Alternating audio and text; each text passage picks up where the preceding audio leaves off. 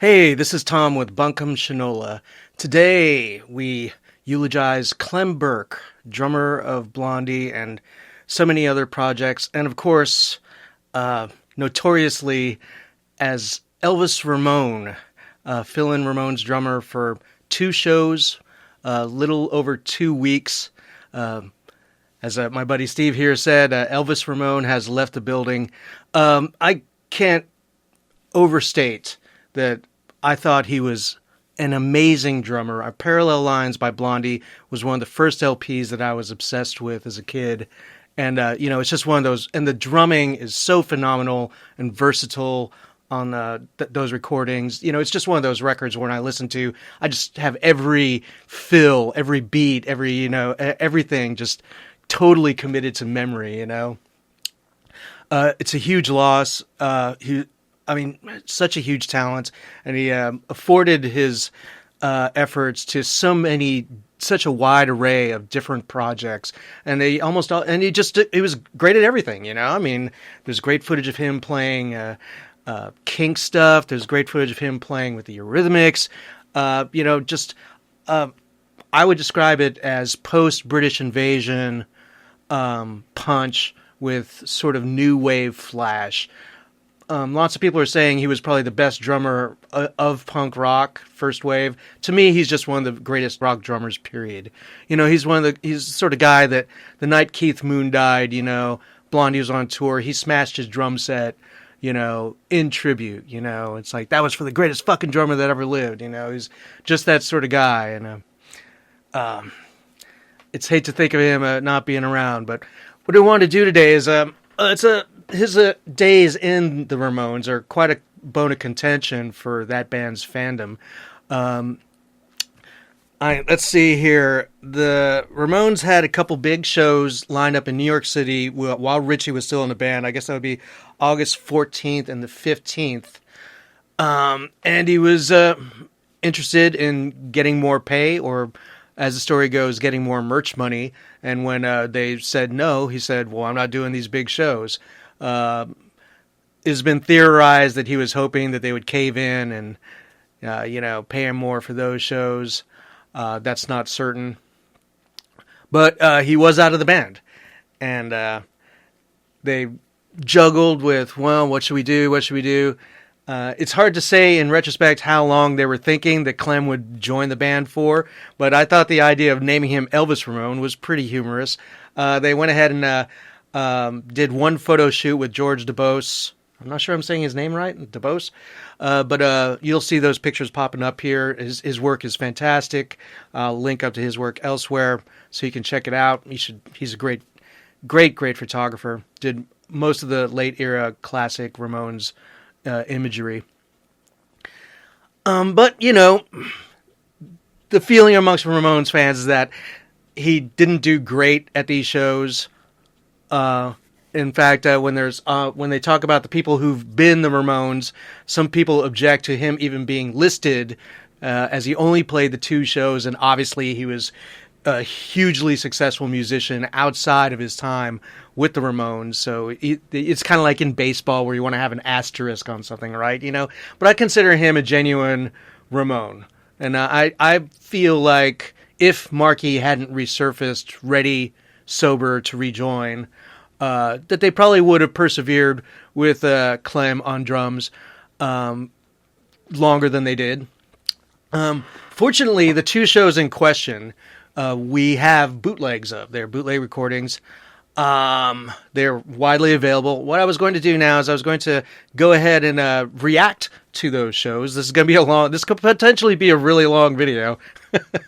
But I wanted to actually give a hard listen, critical listen to what the quality of the performance is at these 2 shows. And I don't know how it's going to shake out here, but I'm going to listen to these shows all the way through. Of course, you probably know, you see I have a Ramones review playlist here. I'm a fanatic, or at least certainly what passed for a fanatic in the pre-internet age.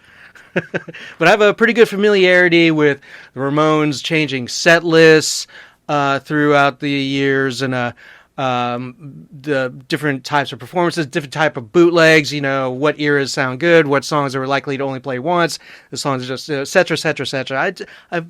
I'm a pretty familiar Ramones live recording guy, although there's certainly people out there that are way more intense than me, and here's to you, man. And thank you to the people who posted this previously.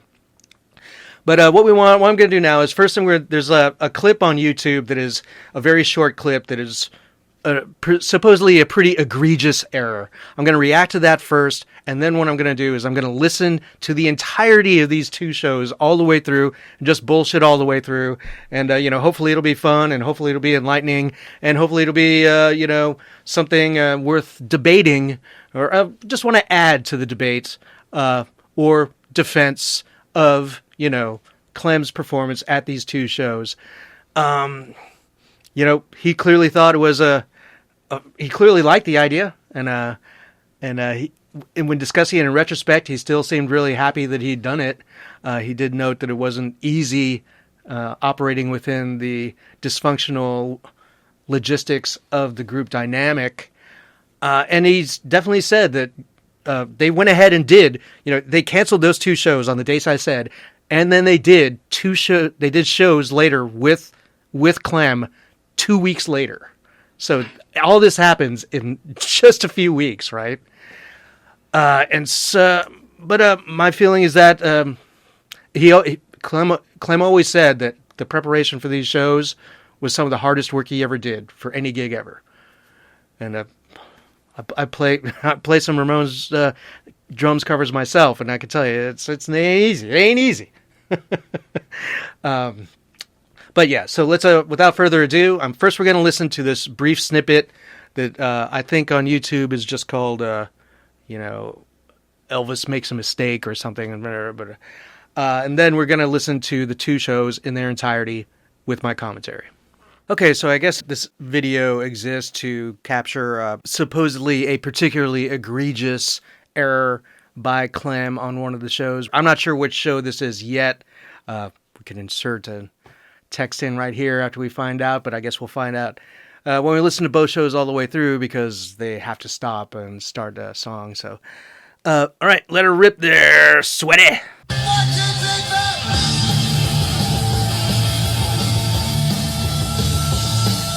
Okay, so clearly they were not playing the same song. Clem was going way slower than what the song was. As soon as they got their heads together, they're back on.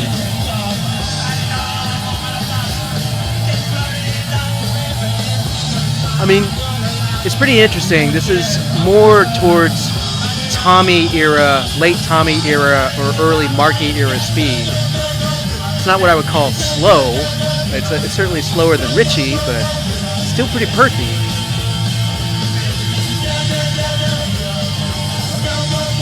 And certainly, the error was certainly not for unfamiliarity with the song. He's hitting everything. Oh yeah, he knows it, So I wonder what song he thought they were doing at the beginning, but as soon as they're back on, they're in.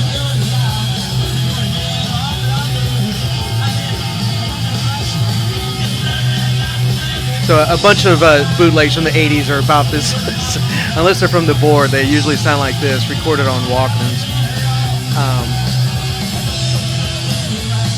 So if you're unfamiliar with what Joey's style is like live, once you get into the 80s, he certainly does some pretty wild exaggerations and omissions. Dee Dee taking up a bunch of the slack there, obviously. He nailed the hit, he nailed the break, he's on it.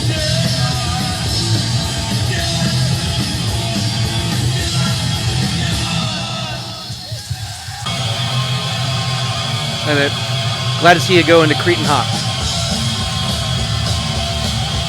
A little slow here, maybe. Picking up a bit.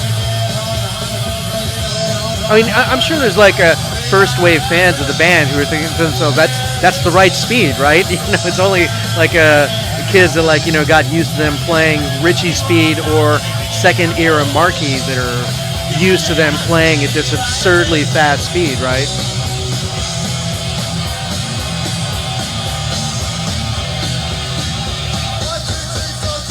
Yeah, he knows. He's on it. He's on it, man. Joey not even trying to sing those parts, just leaving it to Dee Dee.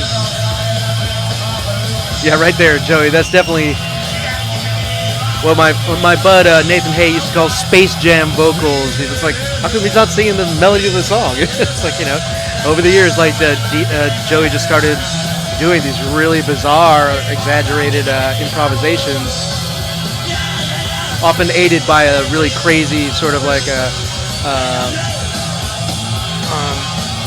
processed mix on the PA that you know, makes it sound more echoey and watery, reverby.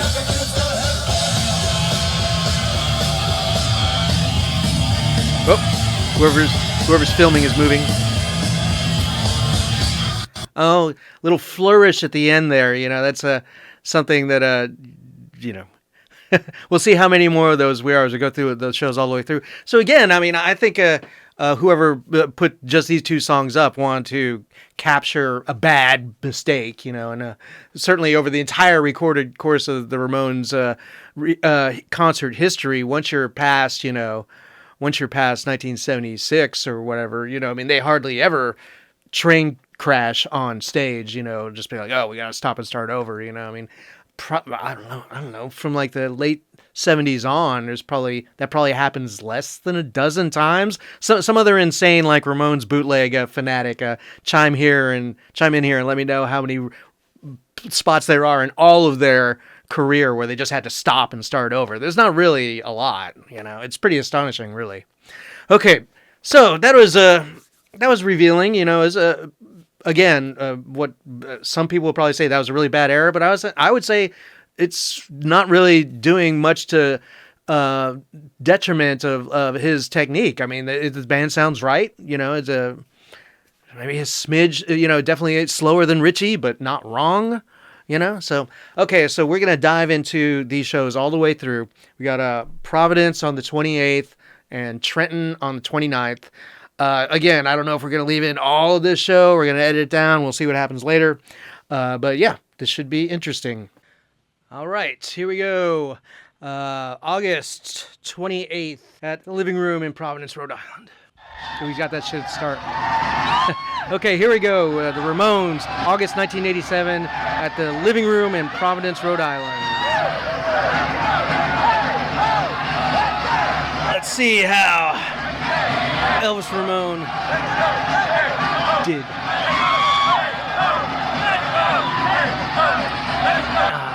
Man, I miss seeing the Ramones live.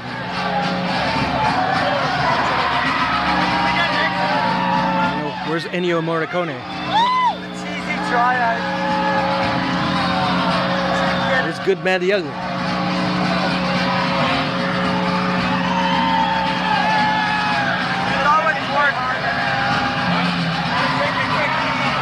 I did eyeball the set list a bit. Can you give me a little bit more in the speaker there? Well, it's obviously someone with the Walkman, because you can hear the people around the Walkman.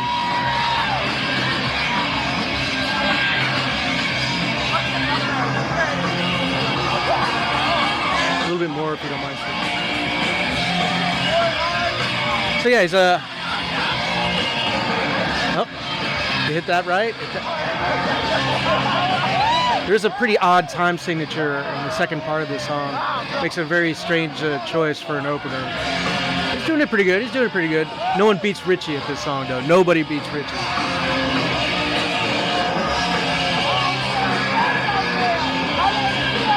Yeah, I think if I remember right,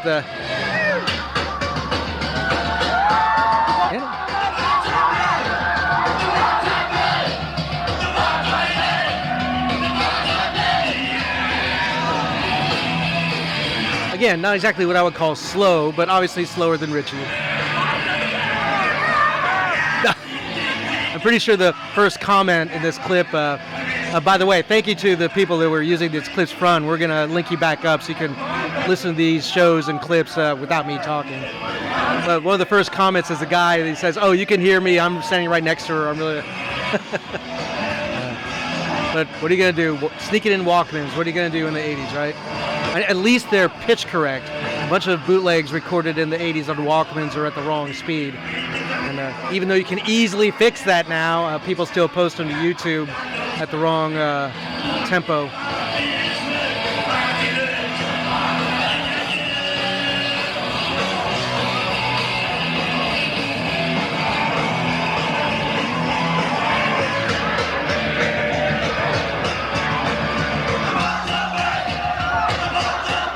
That's pretty interesting, you know. I mean, it really is closer to the tempo of what Tommy played at.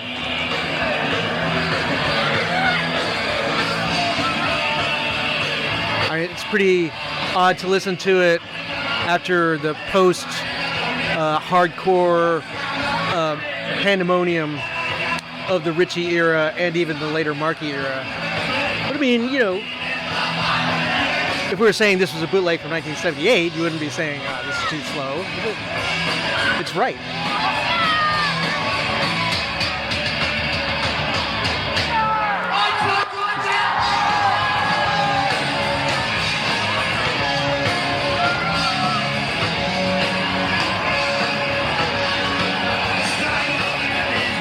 Very interesting to hear him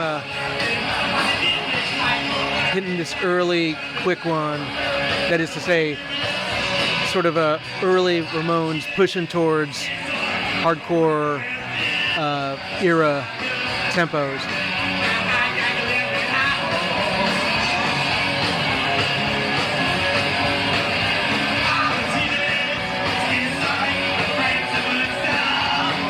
So if you haven't listened to a bunch of Ramones bootlegs, so the way Joey's singing might seem a little odd.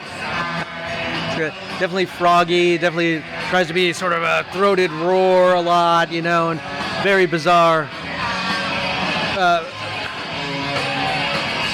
Very bizarre exaltations from out of nowhere. Then he'll like leave stuff off.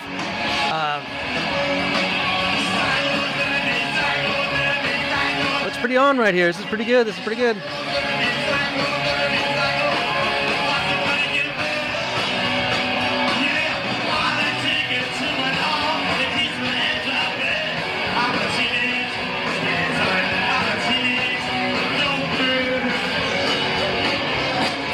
Initially, I'd say in the early years of the band, Joey definitely leaned toward crooning or bleeding, you know, like whatever the, lots of times the fake, you know, Peter Noon things, you know. But once he gets into the 80s,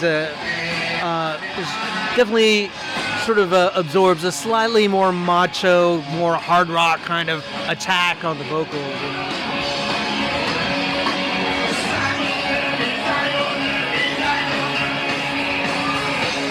He's not doing, sort of blowing off the hits there on drums.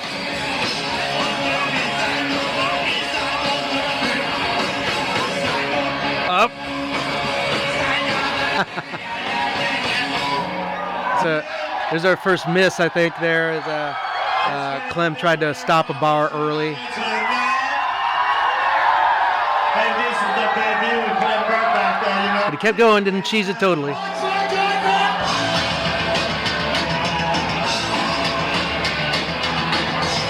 Blitzkrieg bop. The kick drum patterns getting hit pretty hard. By the way, you should check out my review of Blitzkrieg Bop on my other video on this channel.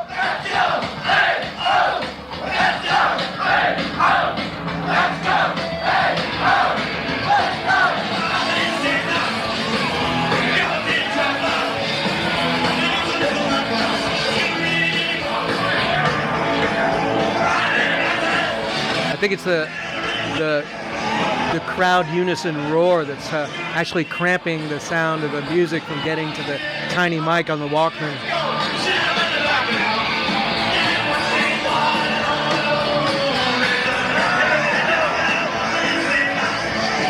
Doesn't sound like the crowd is not having a good time, you know what I'm saying?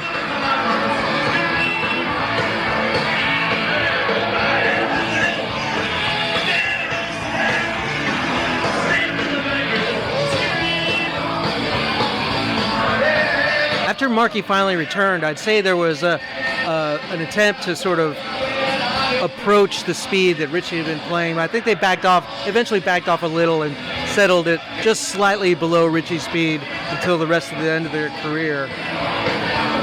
But it is pretty interesting to hear them this late playing at this tempo.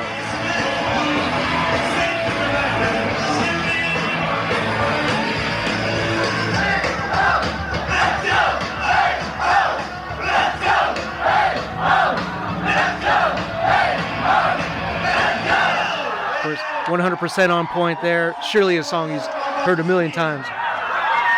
Not likely to make a mistake on that one, right?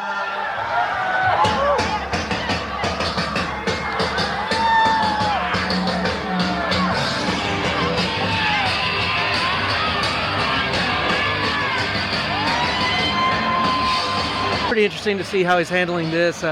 This is not a song that Johnny and Dee Dee have been. It's certainly one that they struggle with to like sort of get the vibe of the recording off of, obviously from the Phil Spector record.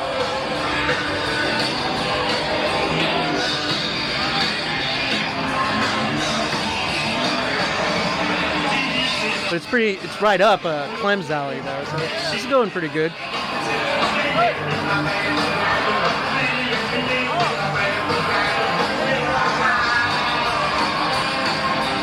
In fact, this the overall speed kind of reminds me of when Markey first joined the band, and they got into the stretch of records like Pleasant Dreams and Road to Ruin, where there were more mid-tempo material. This kind of reminds me of that era's overall speed.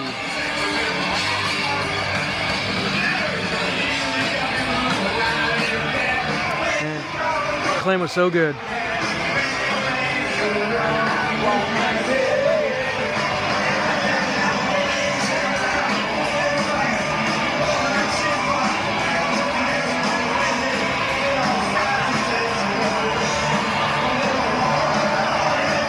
Oh, the crowd's all over singing on this one. Cool.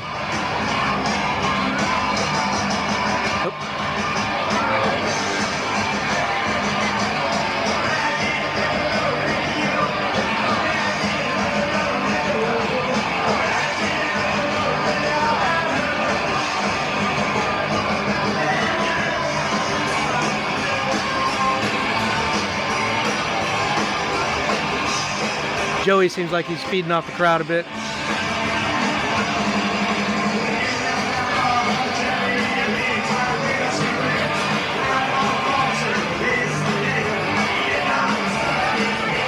And it was so strange for Clem to take this gig in a way, because I mean, surely as a result of being in Blondie, he must have been borderline wealthy, if not rich, right? You know, and certainly to take these gigs, which are going to be such hard work, for considerably less pay, I imagine. And he just did it for the love of rock and roll. You gotta feel that, you know. And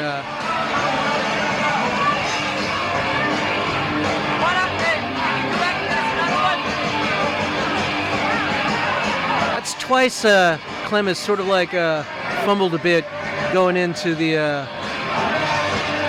Bay City Rollers intro there, if you know what I'm saying.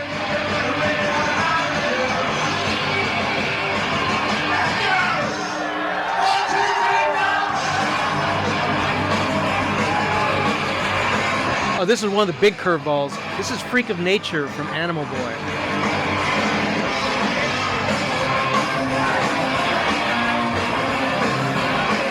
Pretty easy one to play, but they only kept it in the set list for a tour or two.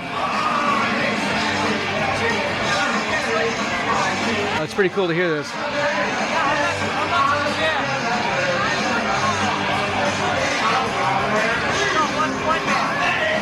Of course, they're touring on Animal Boy right now.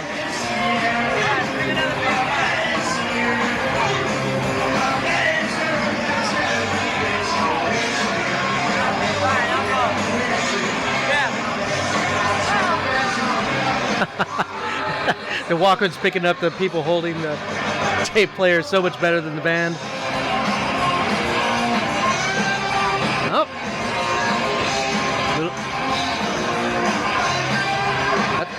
That's approaching some lead guitar notes from Johnny on that one.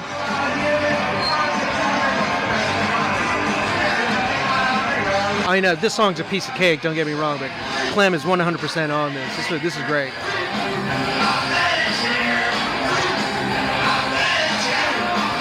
The vocal effects in the PA are really being used to good effect there.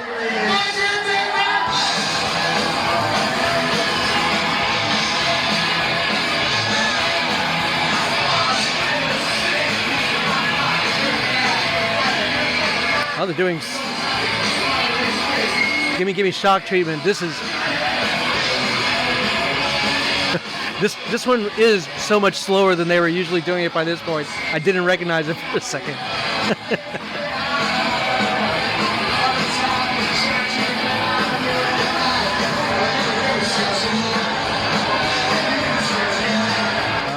The PA vocal effects definitely kicking in too. There's a little last fill there. It's a kind of un-Ramonesy.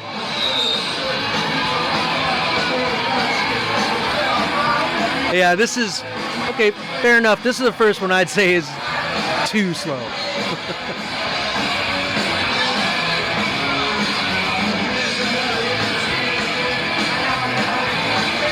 It feels more like, you know, just his aesthetic choice than actually being tired.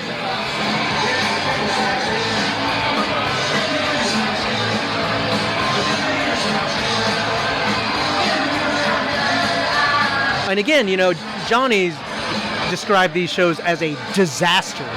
You know, no, I'm not feeling that. I'm not feeling that yet.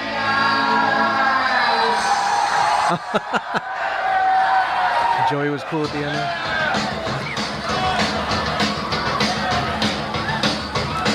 So, Rock and Roll High School, I presume, but a little slow.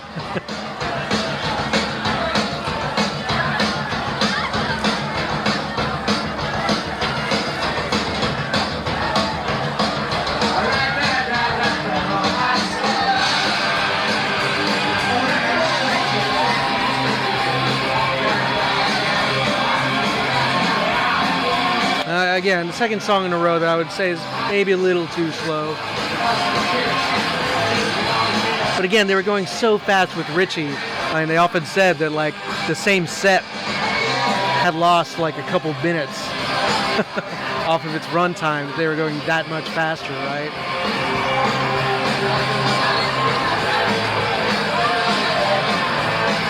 And again, I think when in the initial years of the Ramones, you have Johnny strumming, sort of like setting the pace and driving the band, with Tommy and Dee Dee kind of like, you know, trying to keep up. And by the time you get to It's Alive, I'd say that everyone's really on point, pushing. It's almost like a three-way race, right?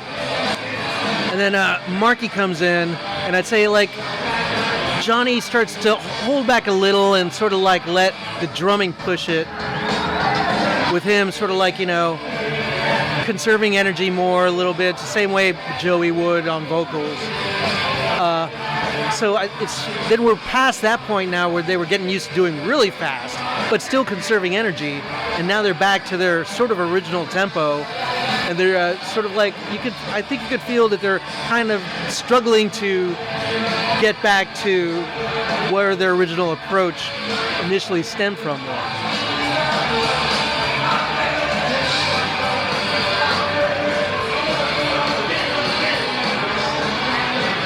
And at one point, like I said before, I'll say it again. At one point, this was the right speed, right? And so it's hard to say, you know, it's disastrously slow. No.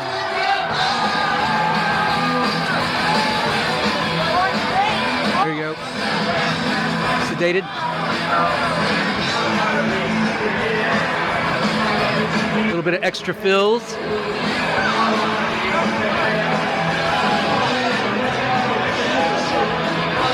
Marky always said that this was a song he determinedly tried to only do the one fill, you know, at the key change. Clem's peppering in some shit.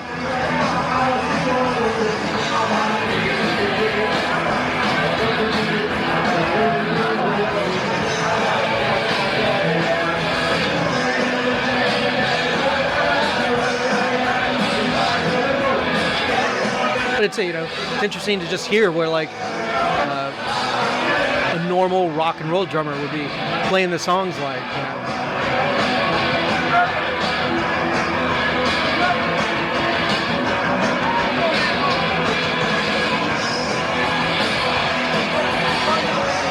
He even did an extra one there. It's just like what a normal rock and roll drummer would do, as opposed to someone who's jumping in and is kind of either with Tommy by necessity or with the later guys by aesthetic, adhering to the way things work, right? The way drumming works in this band. And Clem's just kind of like, I'm throwing some of my shit here and there,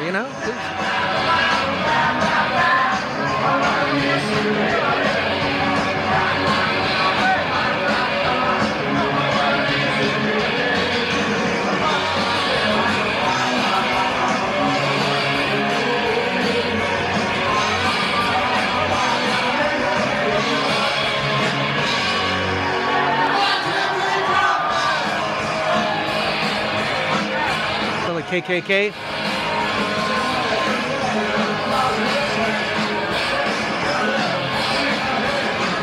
You right up Clem's alley, you would imagine.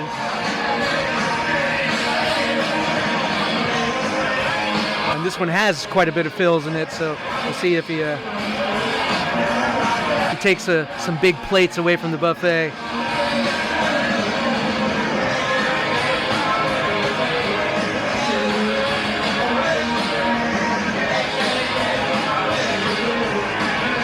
I really do miss them so much, man.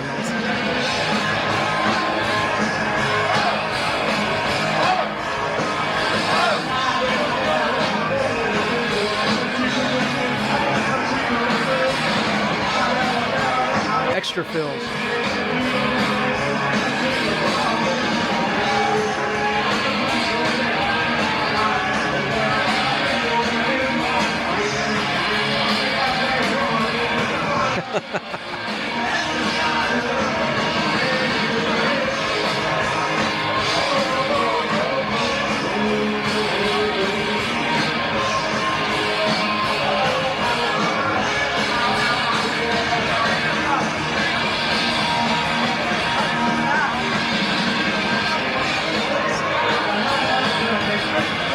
See, that was right there is exactly the sort of detail you would imagine Clem would totally nail, and he totally did.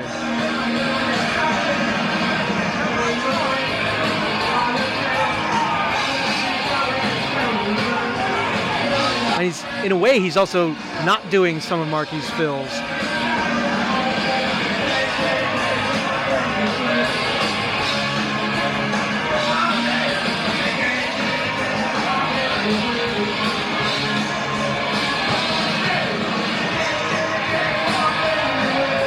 He's not throwing in that like da da da da.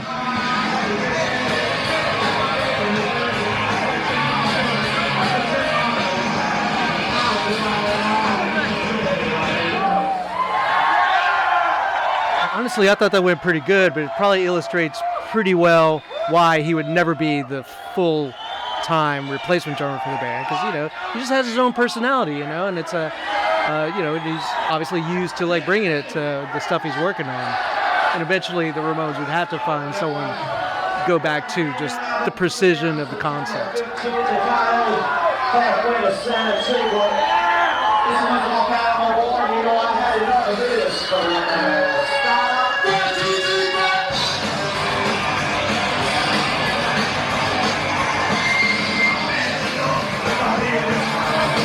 Wow, it's another crazy curveball. This was the current single at this point, Crummy Stuff. For them, medium tempo pop, sort of wannabe throwback to the early years lyric minimalism.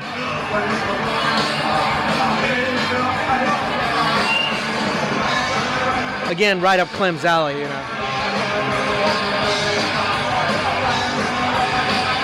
See what he does with the middle here.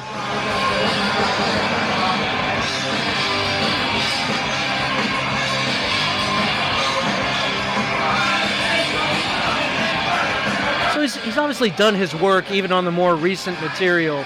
He's not just Of course, he knows the stuff in the first 3 records backwards and forwards. You know, it's like anybody in New York would have on the scene. But you know, stuff from Animal Boy, the new single. You know, he's like getting it. He's hitting it.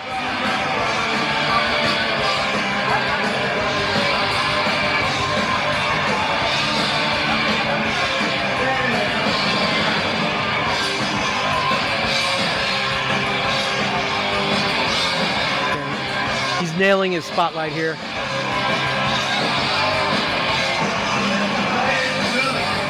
Yep.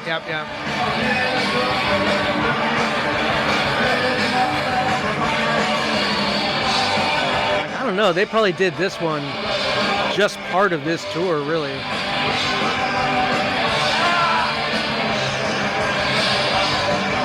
Again, some Ramones bootleg nerd. Let me know.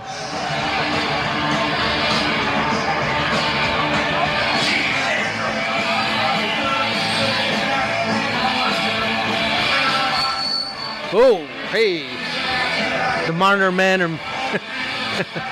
making me insane, huh?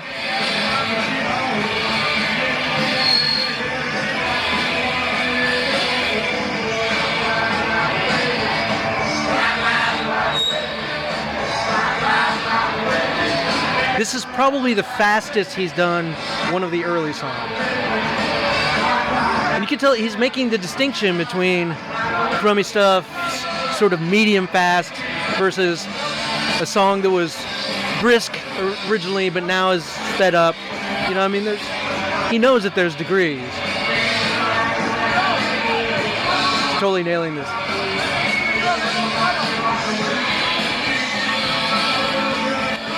And as a drummer, I feel like there's places I sense that he would want to do a fill that he is holding back. So he's not just, you know, flailing, you know, every time he feels like it. He's got taste, you know, and he's choosing spots.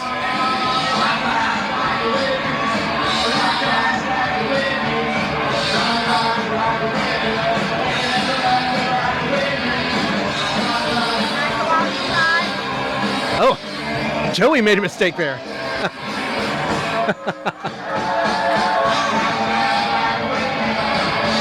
Nice. A little bit of peppering.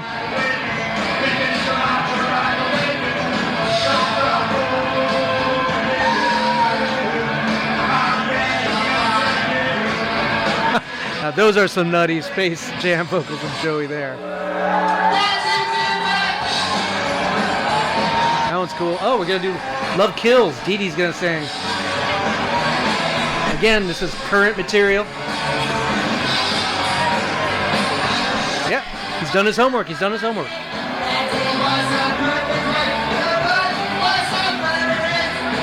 Great to hear the curveballs, you know. And you know, some songs are always going to be in the set, almost always in the same order. But when you get to the stuff that you don't expect, that they only did for a little while, it's pretty cool.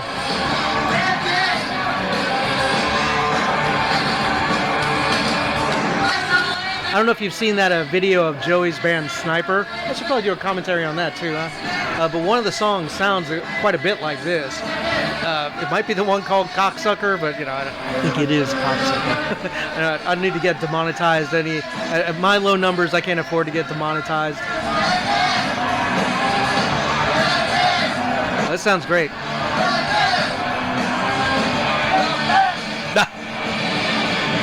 Oh, that was a big fill. That was a big fill.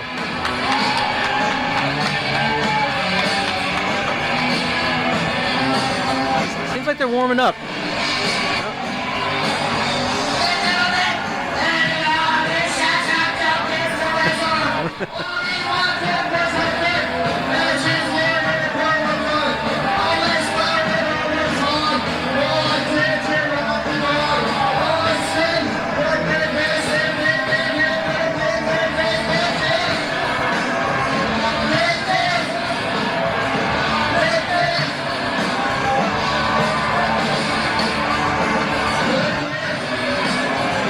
It's good stuff. It's good stuff, man.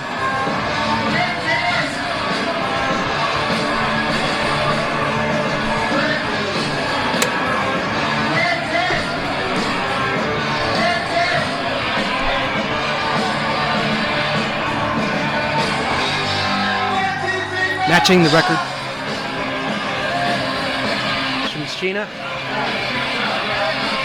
And when you're in the middle of like a 40 or 50 song set by the Ramones, it must be really difficult to like look back on places where it was like, oh, this is a good stretch, or this is where we're, you know. But it does feel like, you know, there's a little bit of warming up. It feels like it's a little bit more on point for a couple songs now. We'll see how it goes.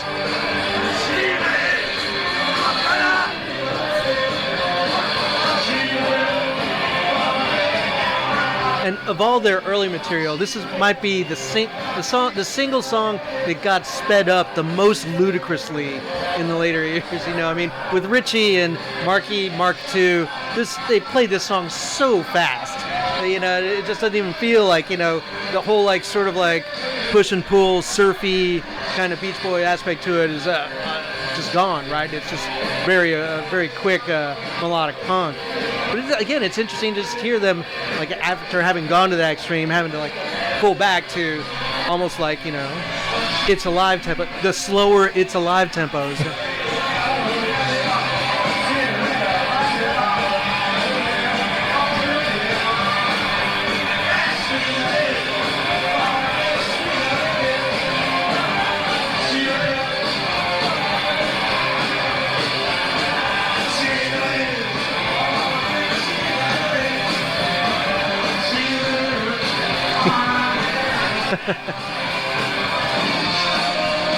Joey's leaning on Dee Dee pretty hard there.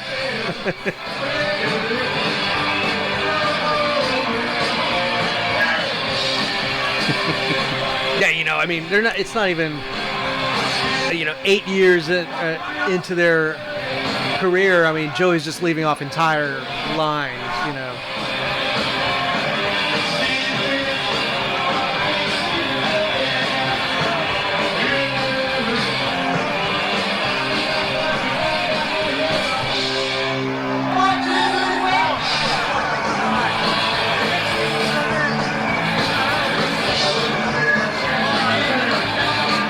So this is Glad to See You Go. So the video we watched at the beginning here is not from this show because this is the song they screw up.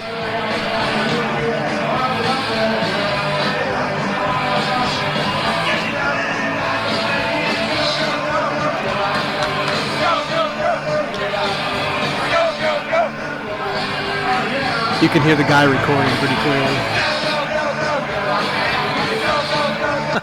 That dude standing next to the Walker man.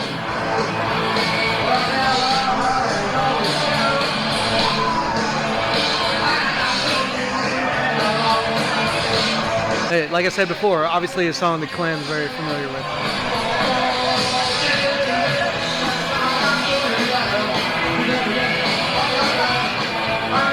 And he's definitely, again, resisting the urge to throw in his shit, you know. He's doing what's required, do it the right way.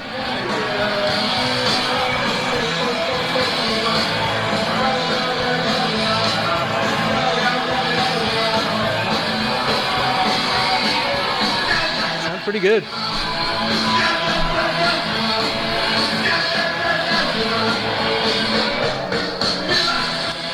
He's got it. He's got it.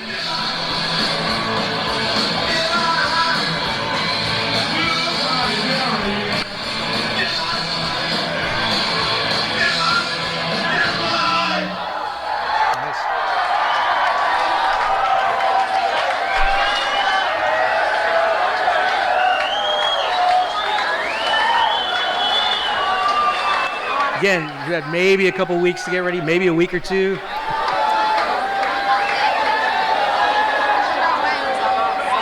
I'll be right here. Why don't you go out and come back in? So the girl needs to go to the bathroom or something, or go get a beer, I hope. Why don't I have a beer? Some boob shit. We got a little last array for everybody here, you know. Hey! You know, we haven't done this song since Richie, well, he didn't leave, you know, he sucks. I don't care! That's hilarious. So they're actually calling Richie out there for punking out on the band. And they insist they don't care. Pretty funny, pretty funny.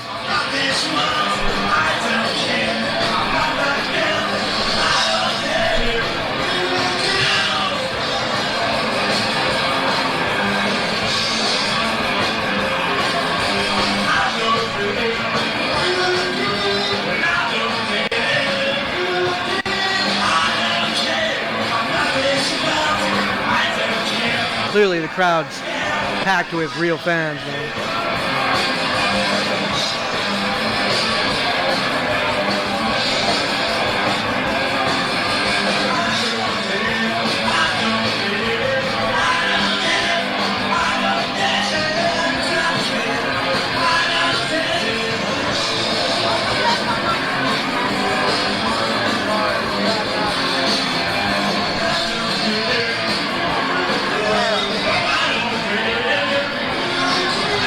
This is also one that didn't bust out an awful lot past the initial Marquee era.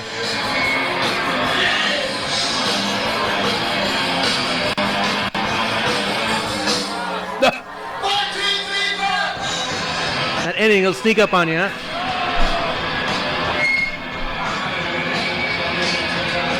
Oh, this is the title track to Too Tough to Die.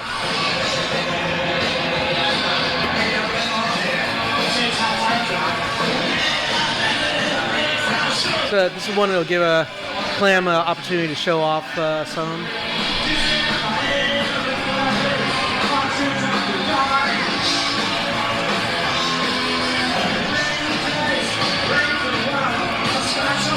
I think I noticed in the set list here. Yeah, they're doing Too Tough to Die straight into Mama's Boy, but two songs a little too similar, and it doesn't work great even on how close they are together on the original record. But probably could have used a faster one in between those two. And right after that, well, you'll see what's coming. But these are two medium tempo ones. Good chance for everyone to catch a breather. If CLEM needs one, this would be the spot to do it.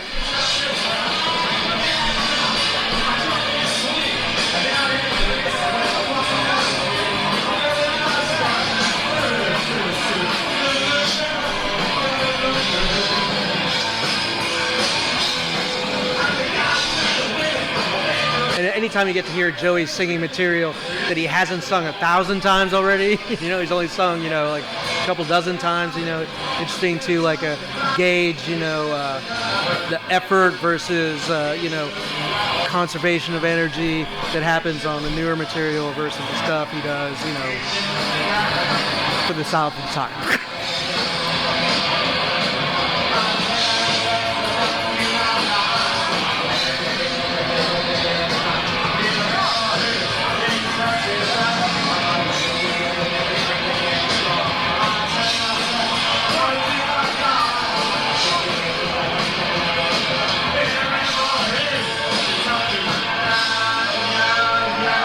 Bad.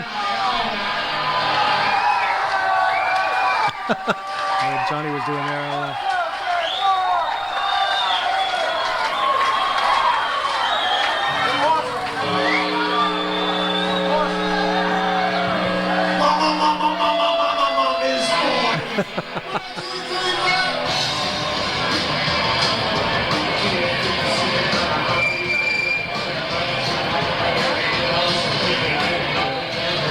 Monitor guys are struggling to get Joey's vocal up there at the lower register.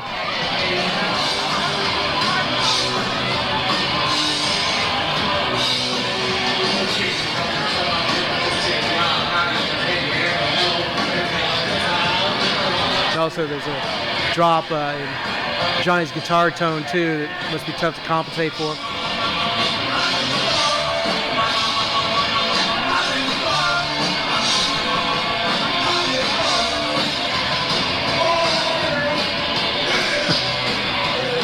I think someone that was not CLEM was cheesing there a bit. Johnny or Dee Dee? I don't know.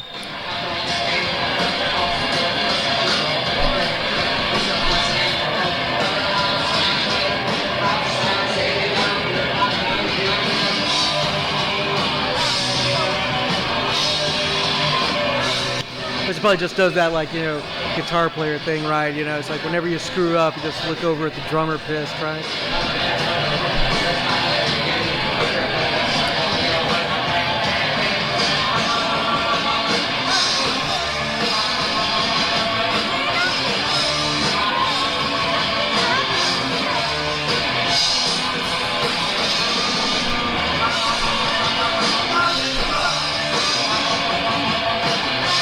Yeah, Clem's ready for this one.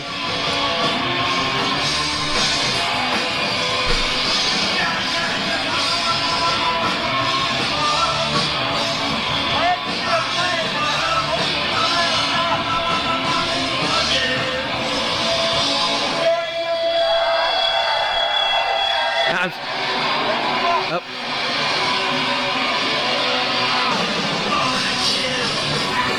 Wow. Break time's over. We're into Animal Boy. I was wondering how Clem was going to handle the hardcore speed. He's ready.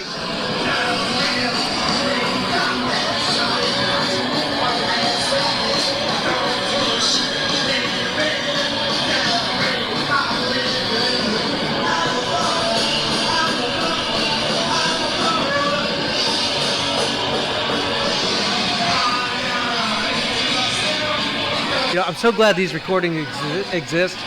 And, you know, obviously the Walkman could have recorded the wrong speed or sounded even worse. Damn, this sounds like dog shit, man.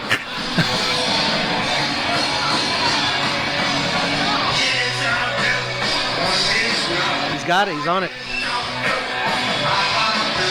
By the way, you should check out my review of this song. You know, I got a video on the channel. Go check it out.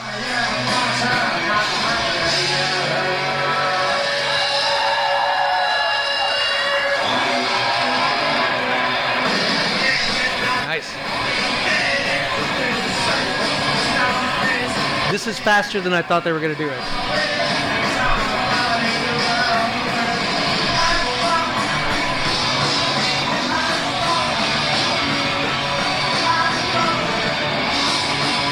He's skipping Richie's awesome fill sort of syncopation thing there. Still, that was pretty damn good. Straight into Warthog.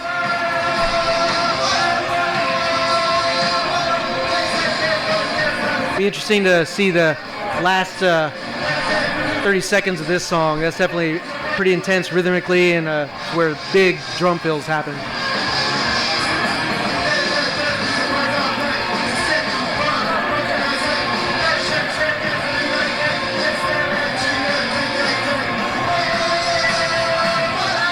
When Richie was in the band, he would sing this part, not Dee Dee, so probably wearing Dee Dee out faster this way. I hate being right all the time.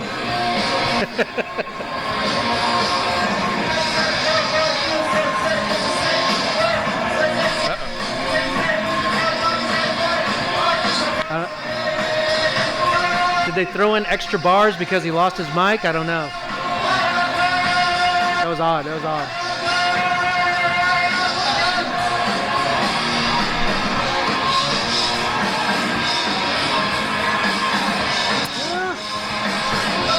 I thought he was gonna be going for it more there than he has been so far.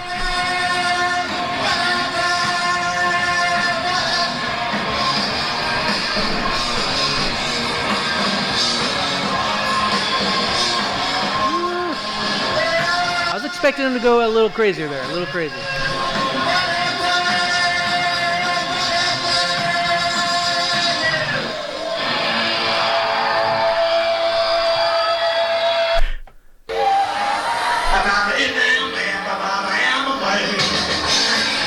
Surfing Bird.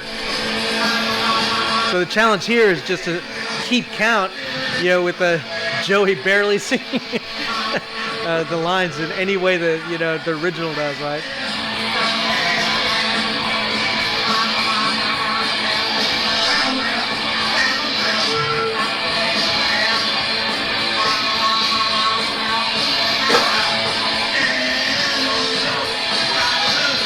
Tommy had a weird formula for doing oddly timed crashes that helped keep count.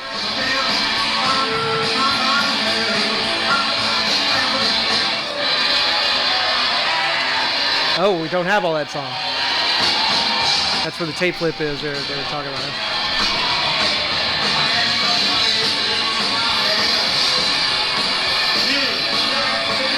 Like the other recording we just heard of this one, this is a little slow, but again, what used to be right?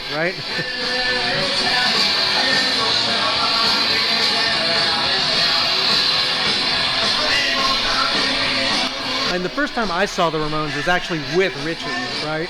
And you know, you only had the slightest bit, back in those days, you just had the slightest bit of familiarity with bootlegs and what, you know, new lineup would sound like. So when we went, we had no idea that the band was going to be playing so much faster than even It's Alive, right? We're like, what the fuck, you know? But again, if I'd gone to see Richie era and stuff had been played this tempo, I don't think it would have been mad. I'd be like, oh, you know, it's really fascinating. It's fascinating. I remember at one point, Dee Dee got mentioned in I think after leaving the band in an interview, that he just got sick of, like, you know, every time they got a new drummer, they're just like, every time we just say we're faster now, we're faster now, we're faster now, you know, and he's like, you know, clearly didn't think that much of doing it, but even though it became de rigueur,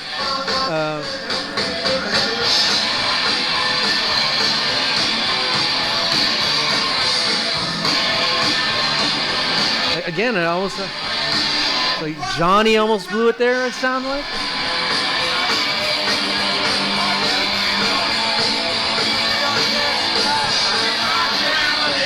Getting close to the end of the first section.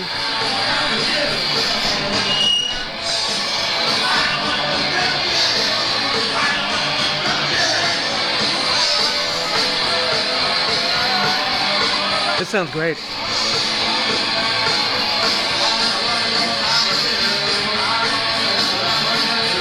So yeah, in order to conserve his voice, Joey would sort of like avoid hitting every single high note in every single line, you know. And I'm glad the end result was he got to play 1,200 shows or whatever. But in the end, you know, there's definitely parts of the show where you're like, oh, I wish he was reaching for that note, you know, and hitting it, you know. But, you know, when you're in the middle of a Ramone show, you're just blinded by the utter insanity of it as it's like, you know, careening by, you know. You don't really, like, you know, sit there, you know, critically like I'm doing right now.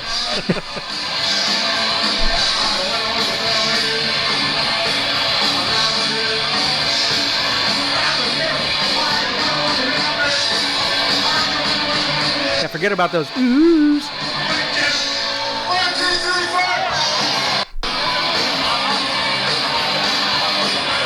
Oh, there's another section lost off the tape. Pretty sure we checked the other one, and I think that fault is in the other one too. But if not, forgive me. Just YouTube search the Ramones plus the date, man. You can find the other version, but I'm pretty sure it's the only major omissions. I think this is the whole show. So what happens, you got that, like, a Walkman hidden in your jacket pocket, right? Some fucker comes up and elbows you, and then, like, you know, it switches it off, right? You know, like, I gotta turn it back on real fast. My buddy Cake in LA used to do that a lot. Hey Cake, he wrote for Flipside, good guy.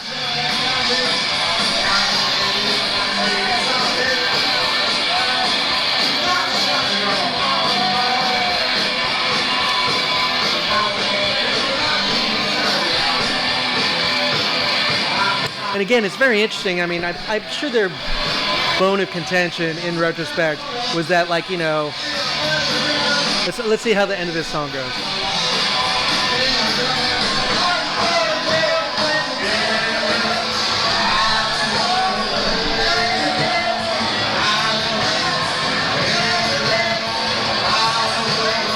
Solid enough. Now, I'm sure, like, their retrospective criticism was that, like, you know, Clem wasn't putting out whatever maximum they were expecting, you know. But the fact is, especially Joey and Johnny they're definitely not, you know, throwing 110 out there, you know. They're current serving, picking their spots, you know, just to make it all the way through, you know.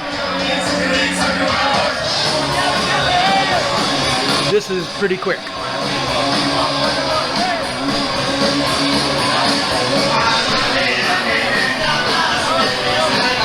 Nice.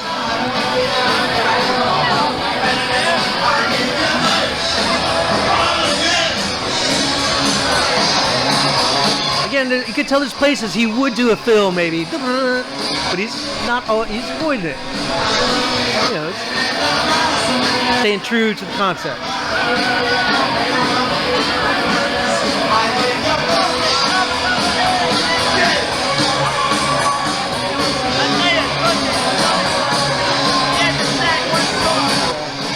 Pretty perky.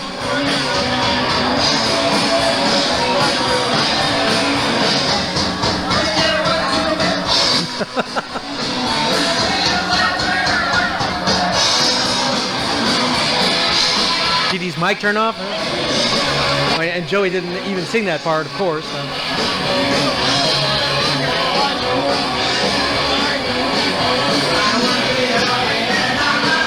Yeah, this brings back so many great memories.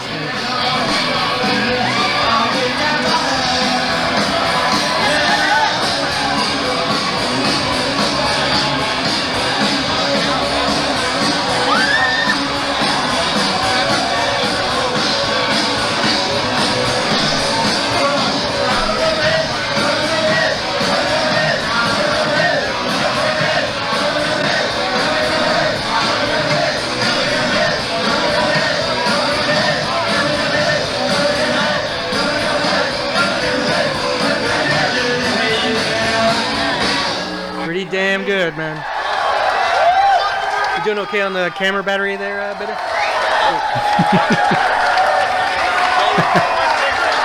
Yeah, it's you know, I mean, been some shaky spots, you know. A couple places so far you would have hoped for like that much faster, you know. But I mean, a disaster, you know. This hasn't been a disaster yet. Come on, you know. I mean, if it took him 6 months for Marky to get ready to rejoin the band, I'm sure Clem could have like hung out for those 6 months, and I bet you know, even just a week into shows, the improvement and tightness would have been maximized, you know. I mean, to be this good just on the first show, you know, and he only gets one more, and who knows how much rehearsal went in. If it, you know, who knows, right? Let's see what the encores are going to be. I'm cheating, but let's see what they're going to be.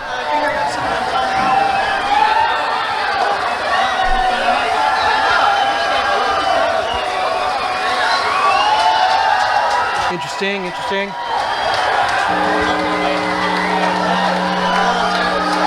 Well, I know what it is. It's a song that's, you know, it's like Chinese rock. They're really jostling around the. Oh, there's Johnny playing some lead. Definitely jostling around the Walkman.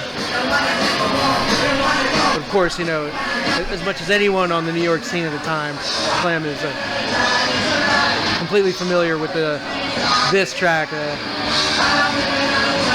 the virtual anthem of the scene, right?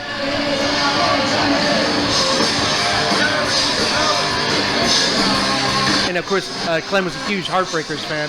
I heard him say that he thought LMF was as good a record as anyone ever made. Pretty on point. But yeah, so he's all over this one. He's got it.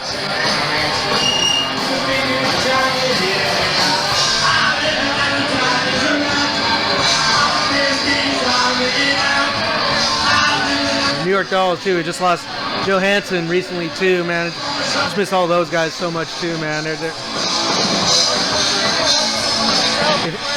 If only they could have been as rich as they were great. You know what I'm saying? Jerry and Johnny. Arthur, Phil, and fucking Waldo, and Billy Rapp.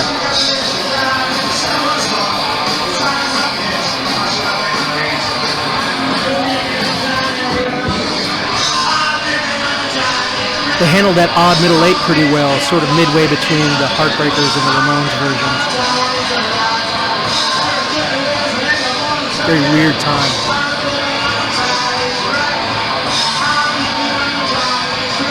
This is pretty good. So I just happened to peek at the set list here. So Richie got the fuck you, but there's they're still gonna do his song.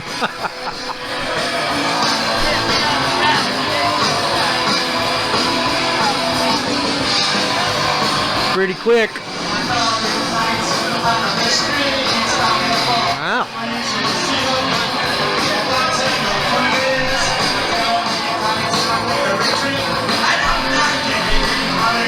Interesting.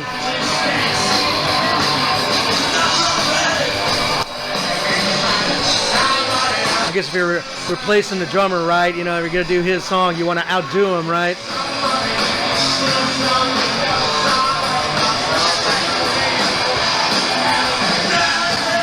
Little shaky there, not bad.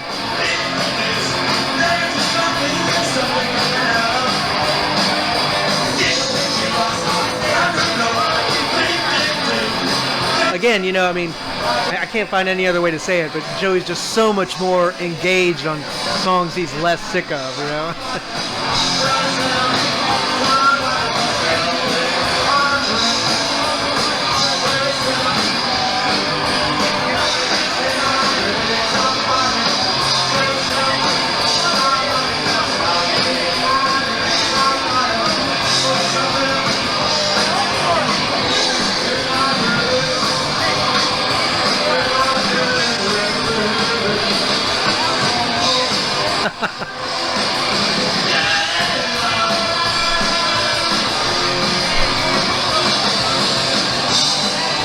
Flash there, Clem.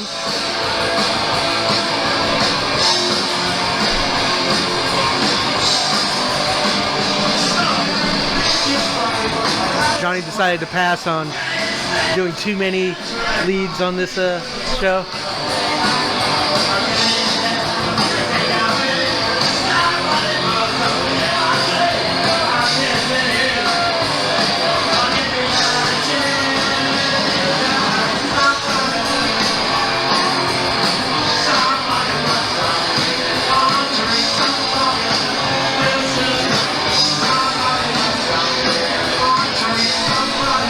I mean, I guess what I haven't said so far is I think Richie really was getting a raw deal. He was within his rights to demand, request, if not demand, better than he had, better than he got.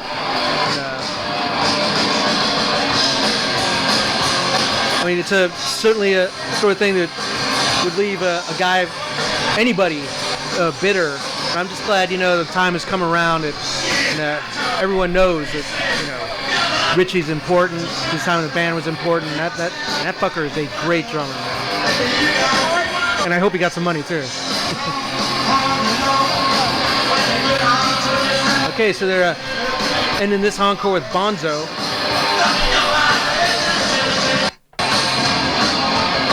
Another burp in the tape. It's too bad.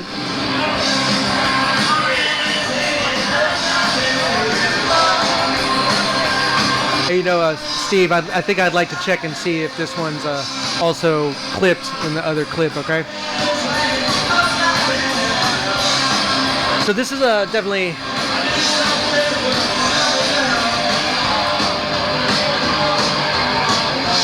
We didn't lose too much of it, though. It was just a couple seconds. But this is a song that definitely on the studio recording has, you know, the sort of like expression, you know, sort of like just adding flavor and commentary style rock drumming. It is slightly more normal And unsurprisingly, this is a song that Clem is really acclimating to practically automatically.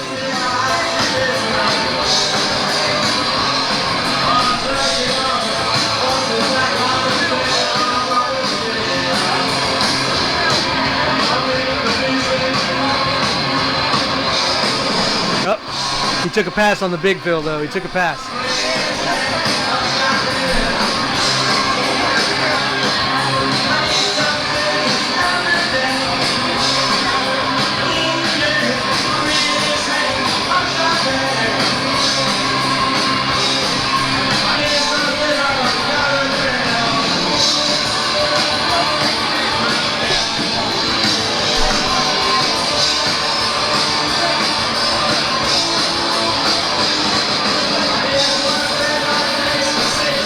I think Joey jumped in early. I could be wrong.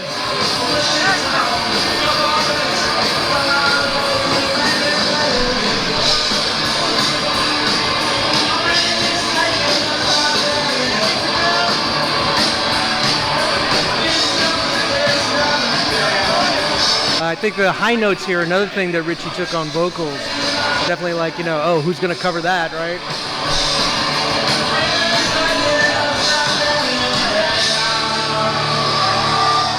But still, that was a pretty interesting, audacious first encore.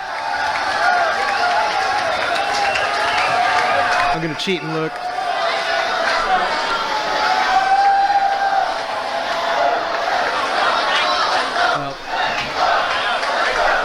I'll just say this, the last encore is all early classics. You know, I mean, again, it's, I've played my share of truly disastrous gigs. And this definitely does not feel like one, you know. This feels like, you know, a band that really worked a lot of years, become a pretty well-oiled machine, you know. It's just being thrown slightly off their game.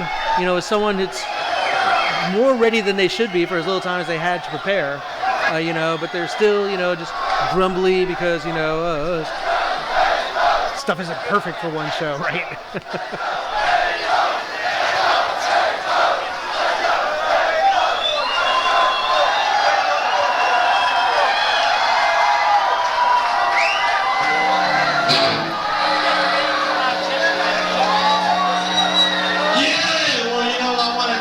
This one to WBCN, especially Lisa Traxula.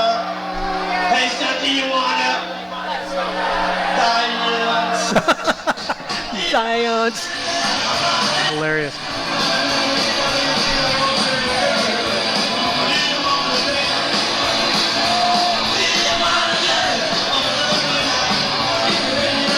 Again, it's maybe not even as fast as it is on It's Alive, but it's just right, you know. It's so refreshing just to hear the songs at their tempo, right?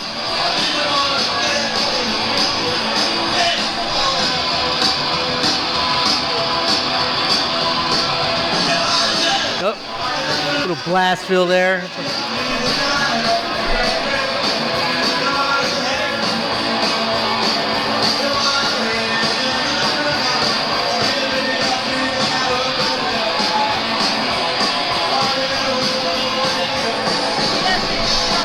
Another one, huh? He's getting his shit in there. He's getting his shit in there, you know. I wonder if, like, you know, if he did that too much, he would get like the look from Johnny, like.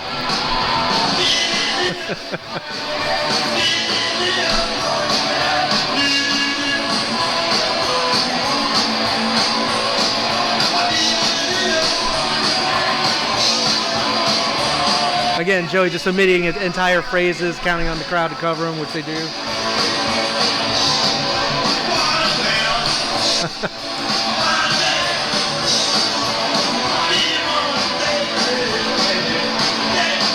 So we are coming up on song 30 of this set.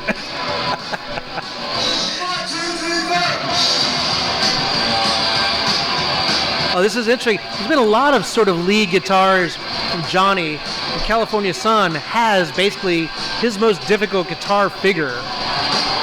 Let's see how he's doing this late in the set.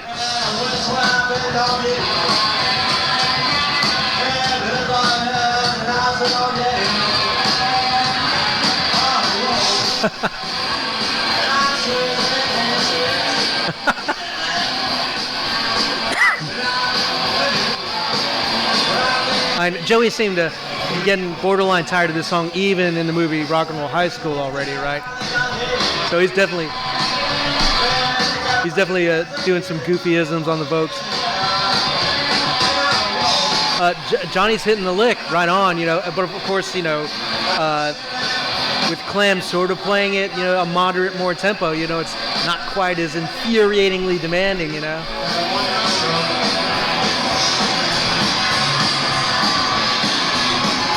Like Dee Dee almost cheesed there. Yeah.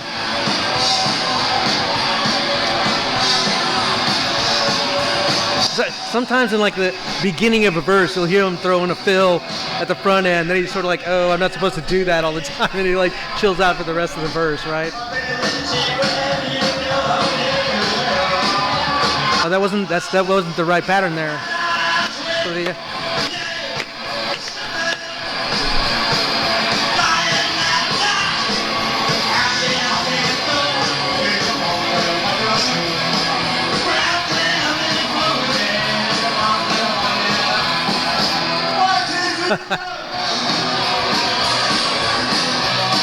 Ooh, that's definitely one of the first instances where it feels really too slow.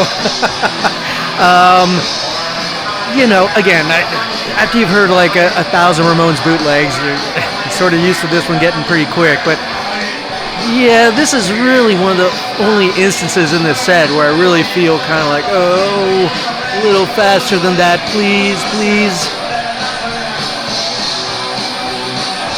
Oh, he's definitely putting the exclamation point on those double accents there instead of just sort of, you know, sailing past them. Interesting. You know, sure, I've said it 100 times. Lots of people probably say this was the right speed, but a little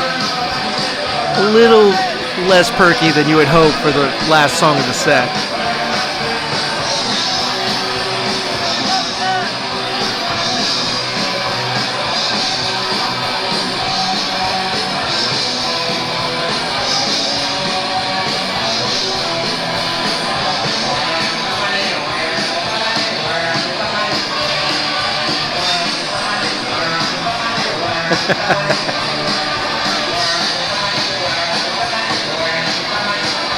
See if they're still going to throw in the extra bars. Yep.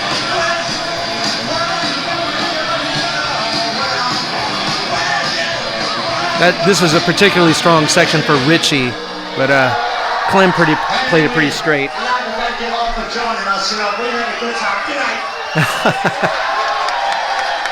So again, yeah, disastrous, no. Definitely, obviously, a slightly tentative first performance, right? You know, but again, yeah, they just become such a machine at this point that to have one sort of like tentative show probably felt really out of proportionately. The really egregious error wasn't in this show, right? So disastrous, I'm just not feeling it. It feels like a solid first pass at joining a band that is used to playing really, really fast, like 100 songs a night. You know, but let's see what the improvement is like as we move on to the next night, and let's see how it goes from there. Hey, here we are. This is day 2 of my reaction to the Elvis Ramone concert appearances on drums with the Ramones. So this will be the next day, the 29th, in Trenton, New Jersey, at the City Gardens. City Gardens, they played there often. Well, if I had my druthers, I'd be getting drunk right now doing this instead of instead of just being caffeinated. But you know, you have to put up with me just caffeinated and not drunk and caffeinated. Of course, thanks to everyone that posts and made these available on YouTube. Of course, over time, you know, you lose track of who did it originally, but definitely this clip has been posted by David Ramone, who runs a very, very cool archive of Ramones bootleg trading. I'll put a link down in the description. But just a great archive, even if you're not, I mean, I don't even know if logistically, mechanically, it's still operational, but certainly it's a cool archive any way you slice it, so definitely go check that out. I'm sort of vaguely remembering this recording being a little bit better, at least orally, you know, I mean, nothing recorded on a Walkman in the 80s is going to sound great, but at least there's good balance on the band. So yeah, let's see how Elvis Ramone does on his second night on the drums, second and final night as the Ramones drummer. And here we go.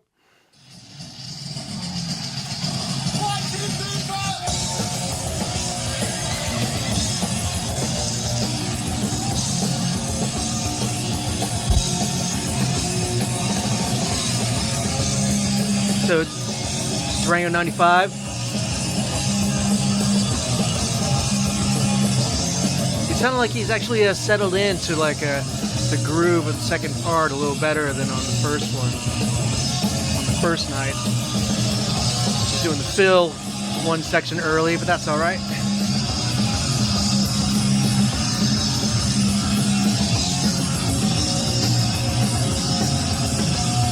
Or am I tripping? Did you do that every time? I could be talking on my ass. Like I said, barely. It's the morning. Why am I doing this in the morning, man? I should be drinking and toasting.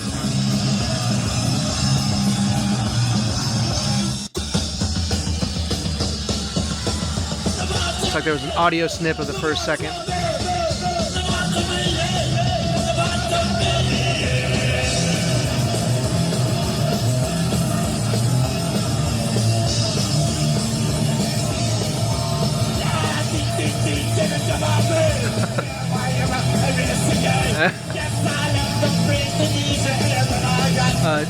Joey seems definitely more engaged right away than he is in the other show. Oh, this is good. This is good.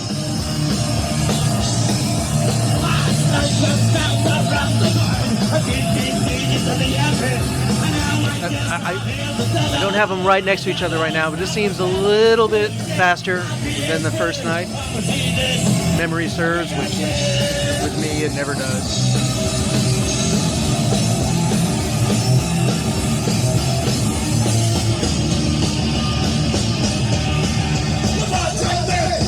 Seemed like right there Johnny was sort of going back to hitting the first change. Now he's went back a little bit to doing it the lazy way. Johnny did sort of like hold back on nailing the rhythm of that first part as the years progressed. But of course, with like a drummer that's going back more to their original speed, he might have felt compelled to more compelled to nail it, as it were. Right there. It's a little bit more nailing it. Yeah.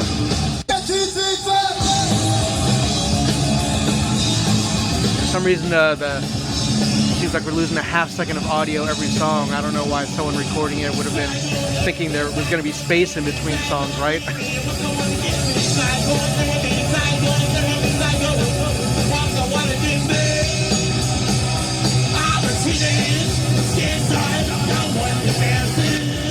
Again, you just get so used to hearing this so much faster live, you know, and here it is, you know, pretty much like the record, you know.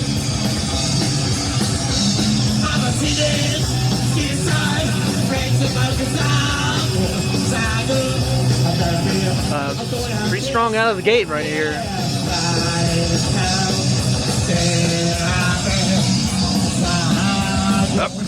The recorder's moving around.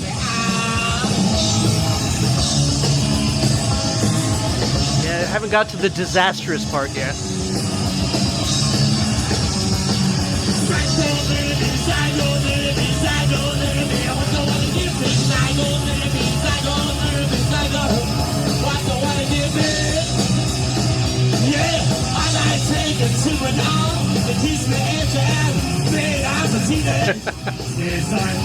So this is pure speculation, but I just feel like when they're playing him slower, it's sort of like pushes the Ramones to sort of like hit all their marks instead of like, you know, conserving energy by omission, if you know what I mean.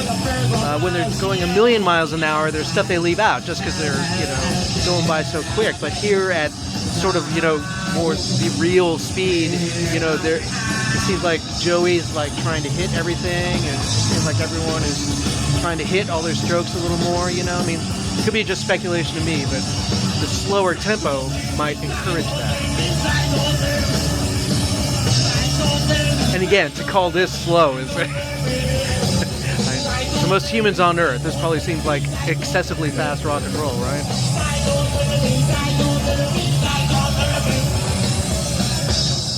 He nailed it that time. That was one of his mistakes on the last one. It's really nice to be back at City Gardens tonight. Beautiful Trenton. Usually he has a dedication for someone there. I guess there wasn't anyone in New Jersey they wanted to thank.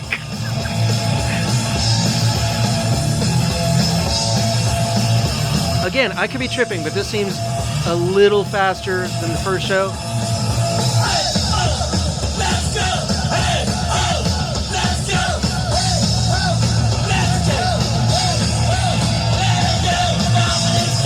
And again, you know, I mean, they voiced their dissatisfaction in the years after this, you know, but who knows if they given them just more than a couple weeks or more than 2 shows, who knows how like tight it, you know, it might have got, how much it might have tightened up, you know, if they'd given them more opportunity to prepare and just settle in, you know, over a small stretch of time anyway.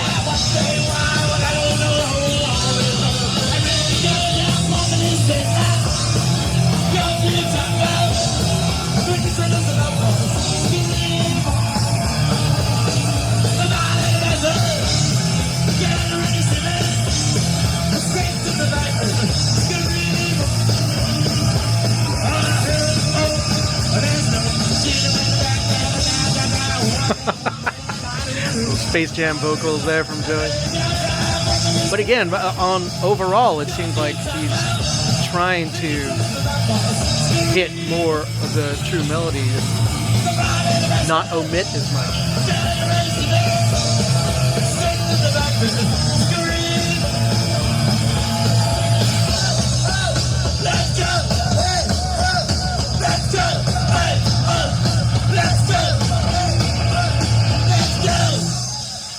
This is a significantly more confident first part of the set.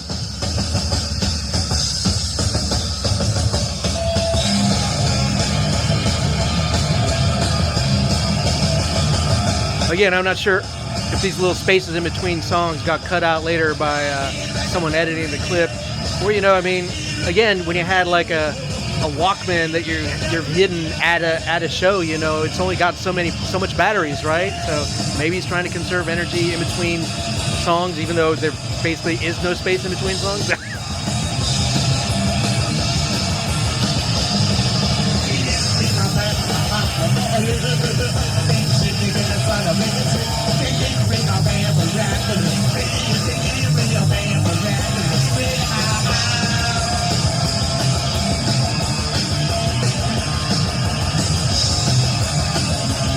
Hear it at this tempo is again so fascinating, you know.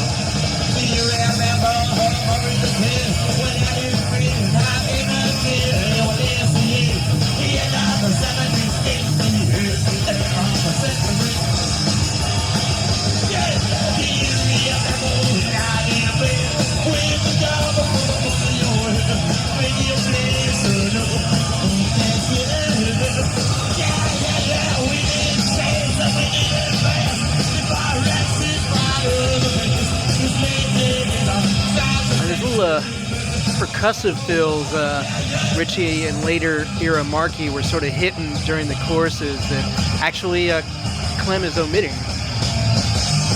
So he's definitely doing his fills, you know, but he's, you know, in a way doing it more straight than the other guys.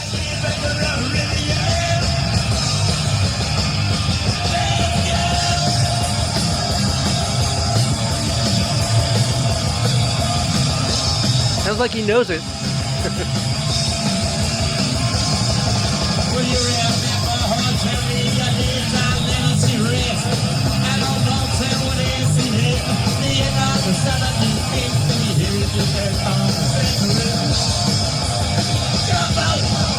The parts I would be talking about, Marky would do a lot of sort of a lot of just little flourishes. You know, Marky would, there's little stuff that the other guys would do that Clem is not, you know. I mean, so it's not like he's overplaying because he's like a normal rock drummer, you know. He knows the job. He knows what he's got to hit.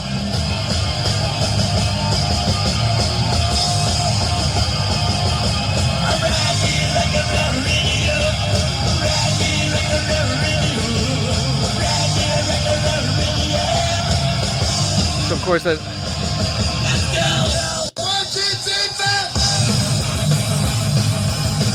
I think we're back at a freaking nature.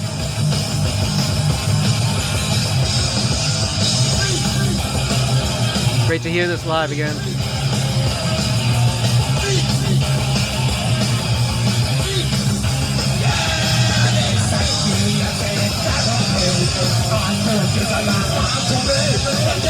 Just the improvement over just one night, I think, is noticeable.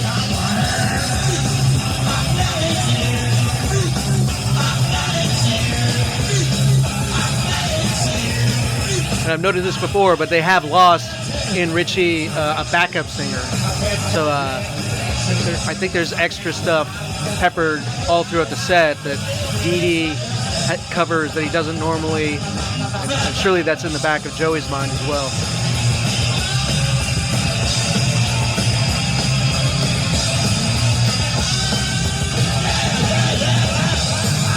Johnny choking out a couple lead notes there.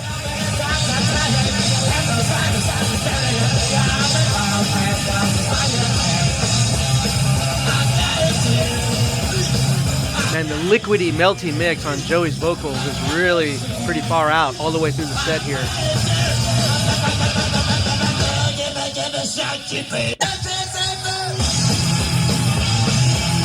Again, noticeably faster. This is definitely faster than the first night.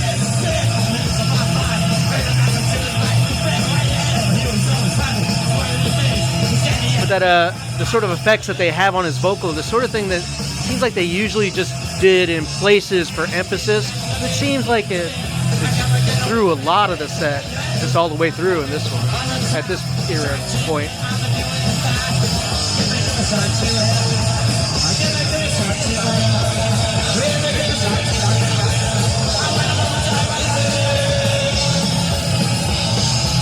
Yeah, even if, you know, Clem had just hung in for one more month, or, you know, one tour, you know, it would have been awesome to hear how much tighter they would have been at the end, at the last couple shows of that trip, for sure.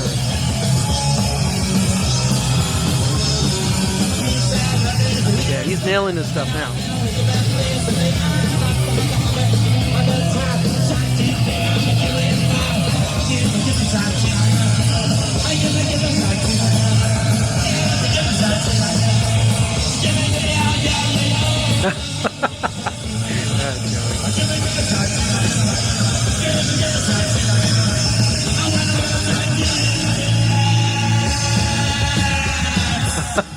Somehow they got even more effects on the vocal than normal.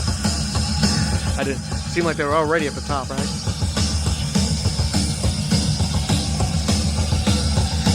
The usual segue.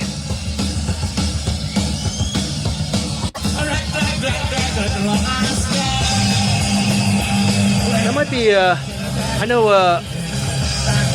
know back when people were still burning CDs, I know that there was like some program that lots of people used where if you made a mark for a track like 1, 2, 3, 4, 5, it would put in a split second of space even if you didn't ask it to. So if, let's say you had a bootleg of a show on CD you wanted to burn a copy of, and you wanted to like make marks for every song, it would sort of make a little insert of a split second every time you did that. That one sort of reminded me of that era. That's burning bootleg CDs for people. That really takes me back to last millennia. You know what I'm saying?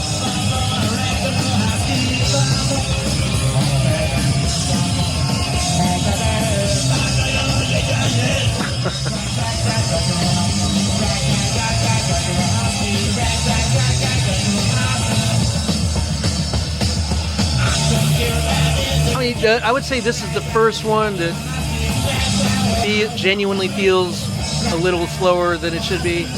But, you know, I mean, I'm sure there's people on Earth who would hear this and be like, oh, that's the correct speed, right?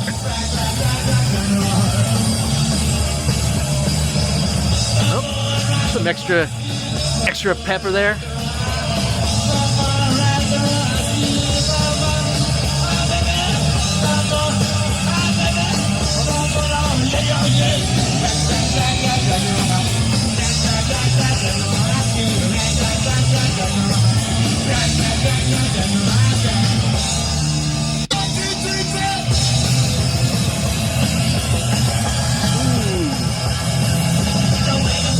Filled right at the start.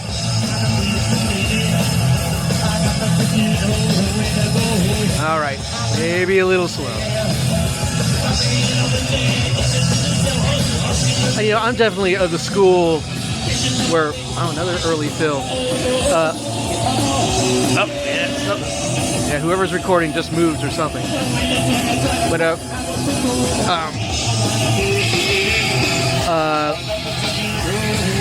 definitely maybe a smidge back up more. I'm definitely of the school that, you know, I would much rather have the drummer be quick and pushing it than like bothering with a bunch of fills, right? But, you know, when the drummer doing fills is Clem, you know, you're getting a lot better fills than usual, right? Yeah, he's sort of bit. Yeah, he's thrown in quite a few fills on this one. And I'm sure someone like Johnny is probably standing over there saying, quit doing so many fills and just go faster, right?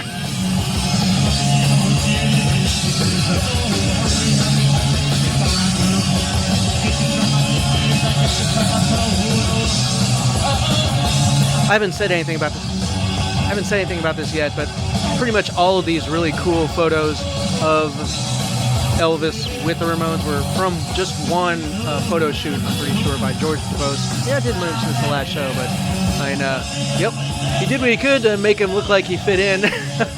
But, you know, it didn't work out great.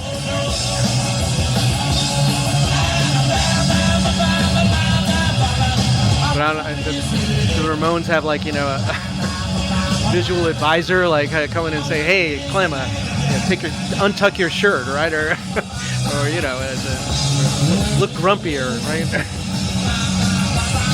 And the Chanel shirt doesn't help, you know.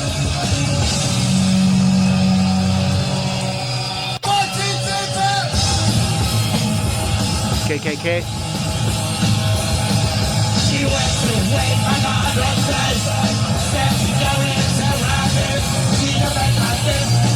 This one's picked up back to a better speed. See if he does a bunch of fills at this one too. This song actually calls for, there's a lot more spaces where he could.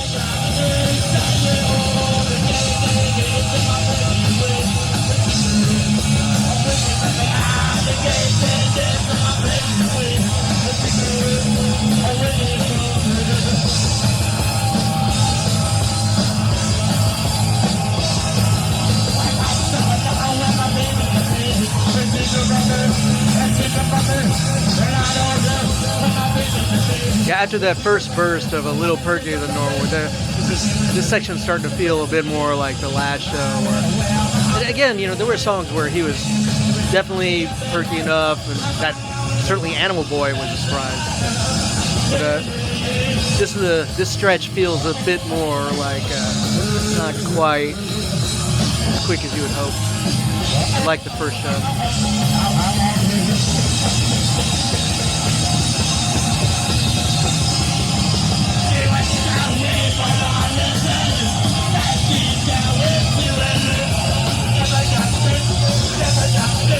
Yeah, see, like I said, Joey, I think, given a little bit more space, you know, Joey's more likely to, you know, not conserve energy as much.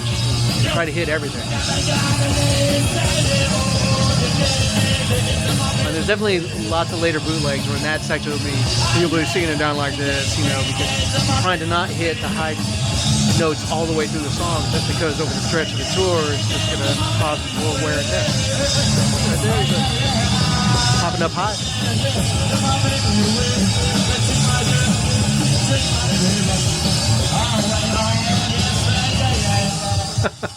Pretty all right, pretty all right. And odd, he didn't overdo it on fills on that one. He was sort of overdoing it on Sedated, which is surprising. Like I'm cheating a little here. From what I remember, the two nights had similar, if not exactly the same set. But cheat a little here. Yay!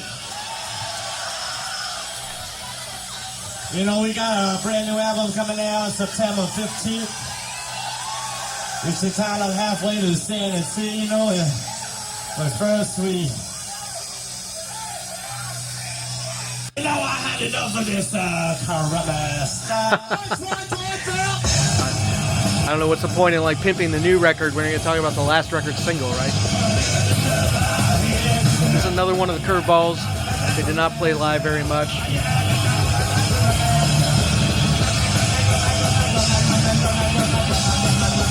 Sort of a more medium tempo one.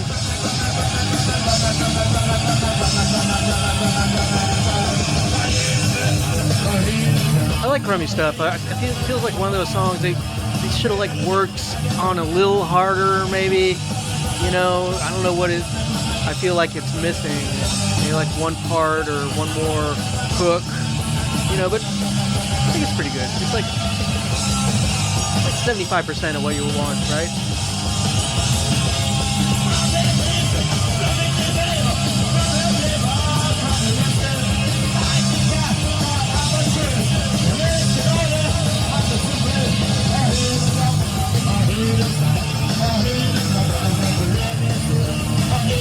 I mean, it felt like the first show, everyone was a little bit more nervous.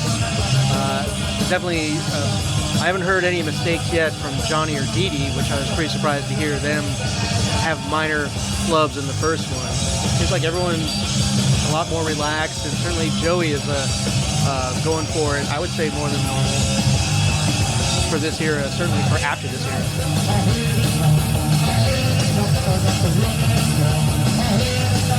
Clem's doing pretty good so far.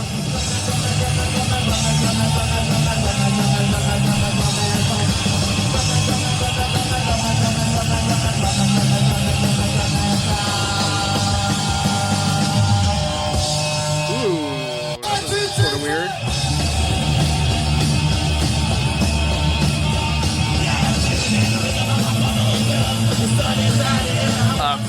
My mind sort of wandered for a second. I can't. Did they miss that ending, or did they just omit an entire part? I think it seemed like part of it was missing, right? Or I'd have to go back and double check. That was the first most noticeable clam of not tightness so far. But now we're into one of their big classics, which surely Clem knows back and forwards.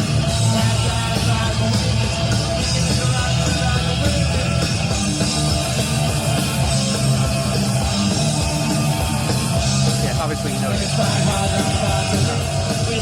And again, it just sort of feels like it's a live era, or you know, a little before. You know, it's so weird because you know, I mean, at this point, the Ramones were definitely sort of getting into like speed tempo that you would like associate a little bit more with like sort of macho hardcore or whatever. You know, so it's really fun to hear them do just sort of like you know goofier like Beach Boys. Influence, still holding on to like the old surf Beach Boys, like pop 60s aesthetic, you know, tempos.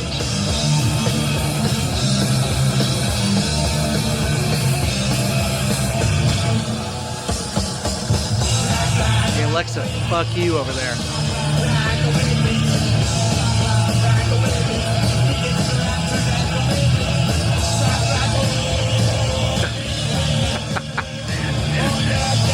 nuttiness from Joey right there. That one was great. That one was great. They're doing Love Kills in this one too. Awesome. Let's see if Dee Dee's a little bit more engaged.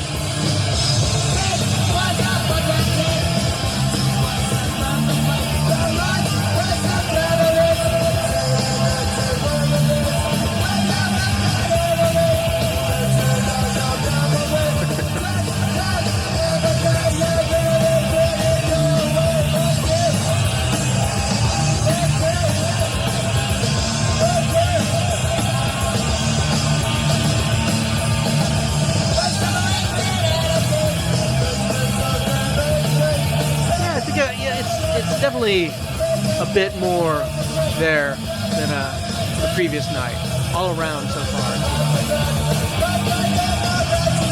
Which is strange because I know we're heading somewhere here. We're getting to Glad to See You Go, which is, now that we've heard the other one, we know that the really bad clam is in there. That was a pretty hot fill there going into the instrumental break.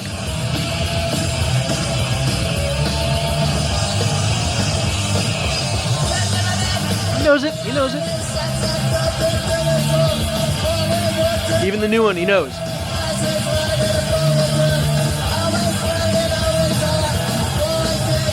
Okay, this is a little bit more like Dee Dee sang the previous night.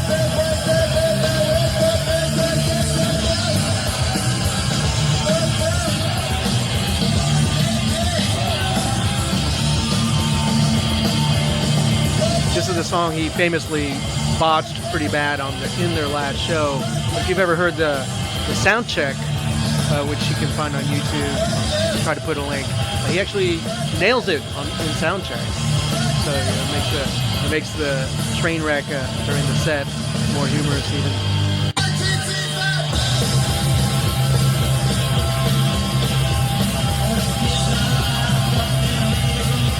Sheena's pretty.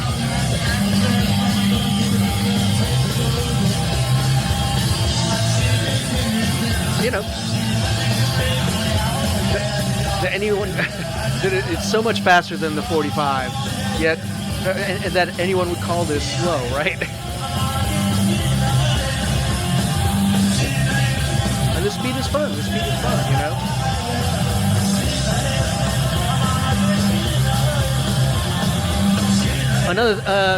The only other version of this show I know online, I think the initial post was back in the YouTube days when you couldn't have videos that were longer than like 12 or 15 minutes or something.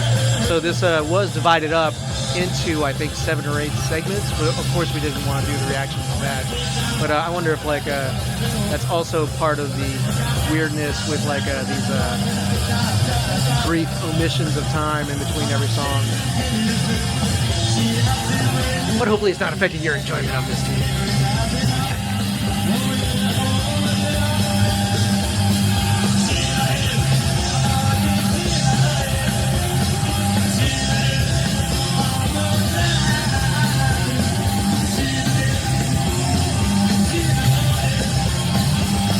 There's a little bit of the sort of omission that I was talking about at the faster speed.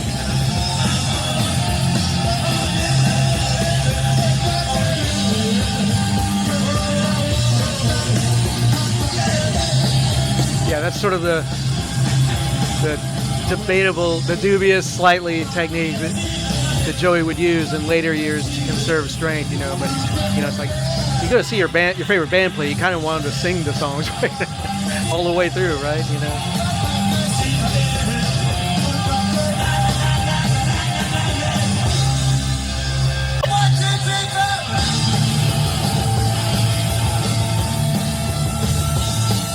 Okay, so there's the famous flub. So that's the one that they made the separate video of. I'm not sure if he just thought, it sounds to me like they thought they were going to a different song. And they stopped, they immediately started again. So, I mean, I'm sure to, disciplinarian like Johnny, that seems like an unforgivable train wreck, right? And I know the feeling. I have a band too, I know the feeling. But is it really that bad? You know, if that's the worst thing that's going to happen, it seems like that's the worst thing that happens over the course of these sets. You know, disastrous, you know. as we've already noted, you know, on the second try, he totally nails it. It's a perky speed, too. Definitely at least it's a live speed, I reckon.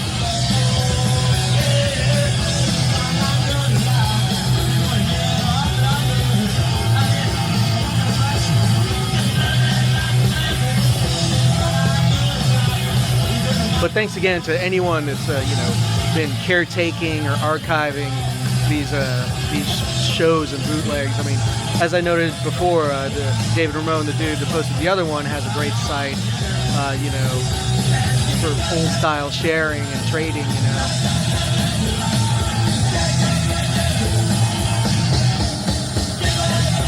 It's good to know there's fanatics out there, you know, doing like the heavy lifting, you know, that even like a nut job like me doesn't want to do, right?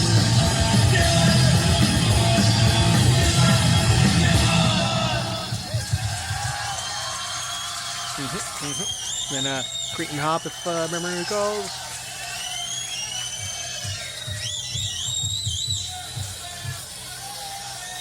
Why didn't they cut out that part of time? So it must be that DVD, that CD editing thing.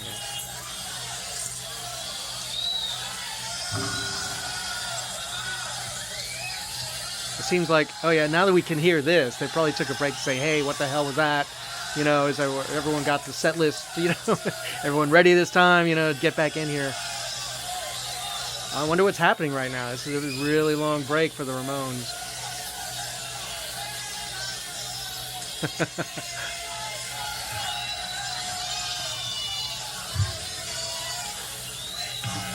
Yeah. Johnny plugged back in, or You know, maybe, I don't know, busted a string? A couple of years right now, you know. We haven't done this one since yesterday. I don't care. 1, 2, 3, 4. So, we are into I Don't Care. Instead of Cretin hop, and I just cheated and I saw that the Cretin hop that they threw into the first short video that we reacted to is from later in the set. So I guess that could have been a normal set break after Glad to See You Go, or it could have been like having words, or just, you know, if not, you know, what the fuck, at least they're just saying, you know, hey, everyone back on point, you know. So this time for I Don't Care, they did not shit talk Richie before they started. Joey's comment was pretty funny though. So we haven't done this one in a while, well, except since yesterday.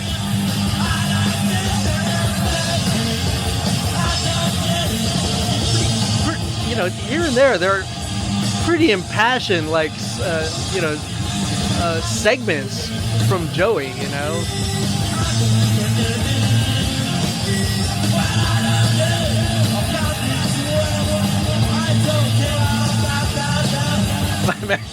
The amount of effects on his vocals is pretty whack. They nailed the ending that time. Last time, the other show, they were a little shaky. Whoa! So it's pretty quick for the title track from Too Tough to Die. All right.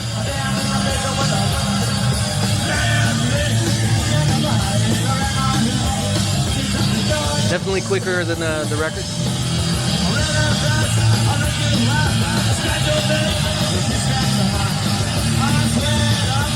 And you know, I mean, surely over the course of the set, certainly as they get older, you know, I mean, not only, you know, not just the idea of conserving energy over an entire tour, but the idea of like, oh, how are we going to map out, you know, bursts of energy just over the set, you know, like little bits of breaks. Then that, obviously with the Ramones, not real chill breaks, but you know, at least like spots where they pause, you know, and take a drink or throw in a song or two that's like not quite so blistering. So I mean, you come back and you do something like medium tempo, like I Don't Care, and then you go into ostensibly what should be another sort of medium tempo one. You got a little bit of energy saved up, so you can give it a little push.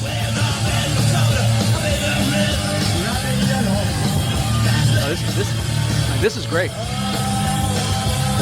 Except for the part right there where Joey forgot the words.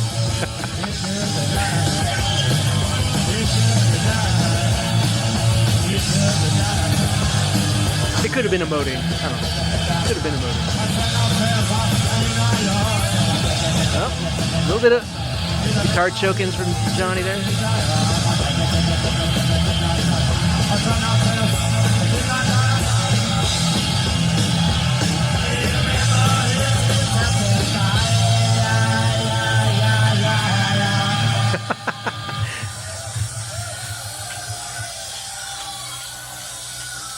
What? Oh, what's happening? This happened last time too. This seems like an odd pause. I think Johnny thought he was going to do a strum to start right away, but they don't. Yeah, Mama's Boy was always going to be the next song. I wonder why the pause there. Another discussion.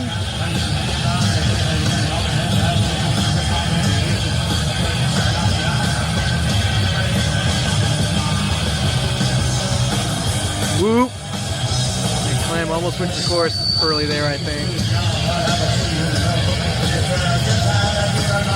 Maybe that pause was a little dressing down. Everyone's a little rattled. I would say that.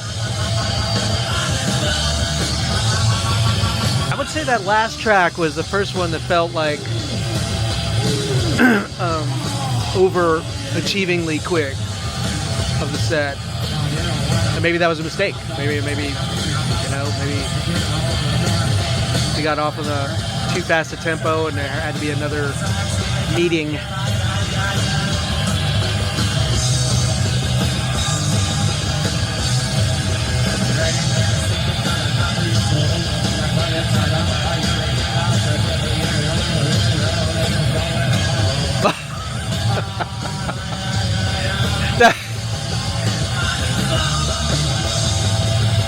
But I mean, the last song definitely did bore out my theory that if he's going faster, Joey will omit more to conserve, right? He's not even saying the title there, right?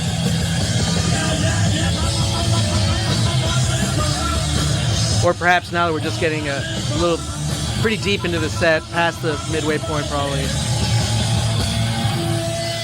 The initial verse is wearing off a bit.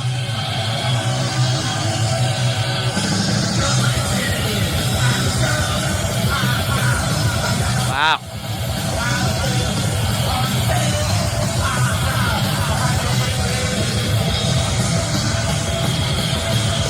You know, when I decided to do this, I definitely did not think that like Animal Boy was going to be like a strong track for Clem, but he's totally smoking on both nights on this song.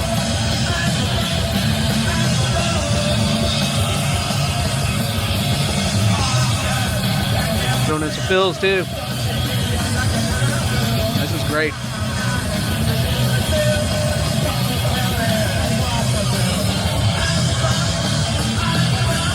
Again, that might have been like a sort of micro conservation verse there before this, right? Sort of two medium ones. Joey takes it a little easy. Now we're at the fastest song of the set, and everyone's got a little bit of gas left for a late burst. You know?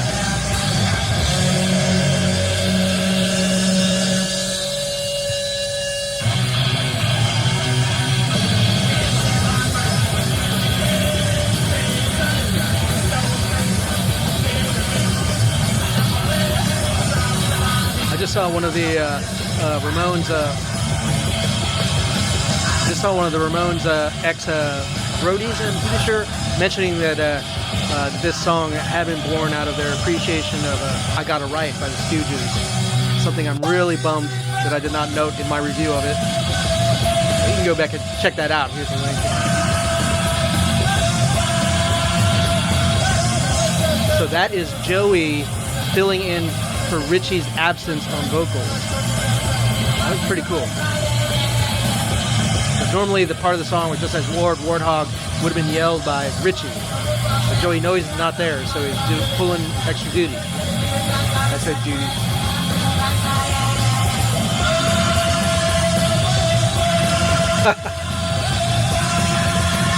I'm pretty sure it's not Clem.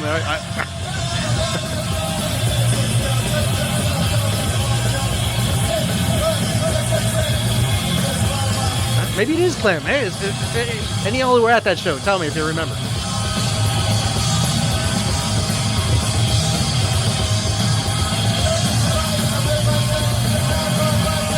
This one's moving along nice too.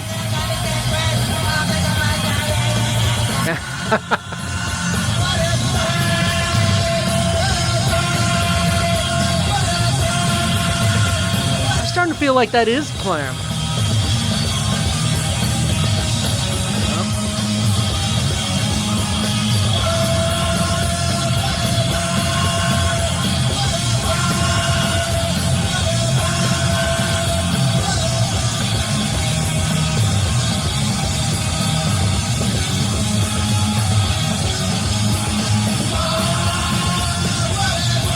I think it might be Clem because there's fills he could be doing there, kind of, that he's sort of not 100% on. He might have not been doing because he was covering the vocals.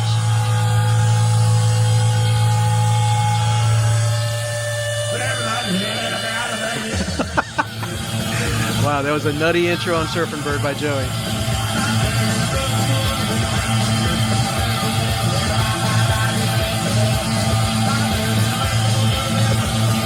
Notably, Clem is not doing those oddly timed crashes that Tommy had going to help mark time through the verses.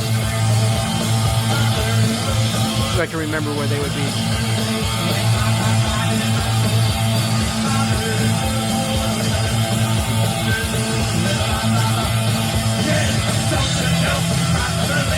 Maybe he kind of hit it there.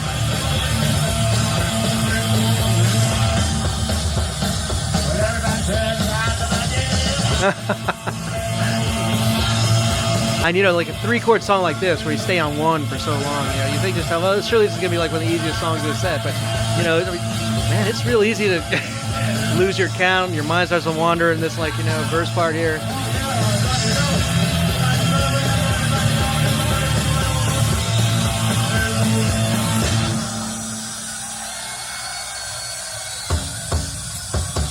Oh, he's doing a...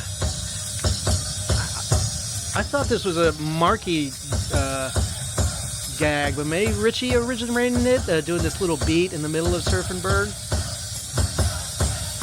I thought it was a Marky thing, but maybe Richie started it. Interesting that, like, they instructed Clem to definitely do it.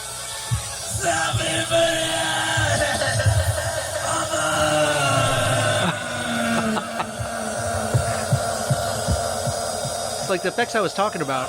This is like one of the spots where they would typically put it on 10, right? It seems like it's been close to 10 the whole damn time.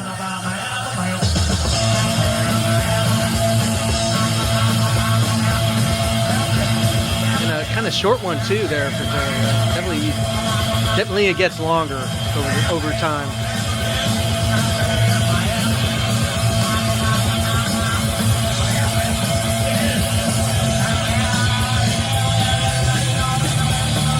Sure if that was a clip in the edit or if that was a mistake, but yeah, I don't think they hit that one quite right.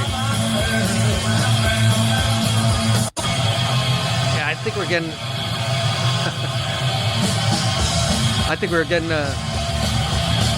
I think that might have been an example of like losing your space. Okay, so here we are finally to CRETIN Hop, which is the second song in the first short part of this video. We noted that this one went by pretty okay. Memory's going, you know. I have no idea why.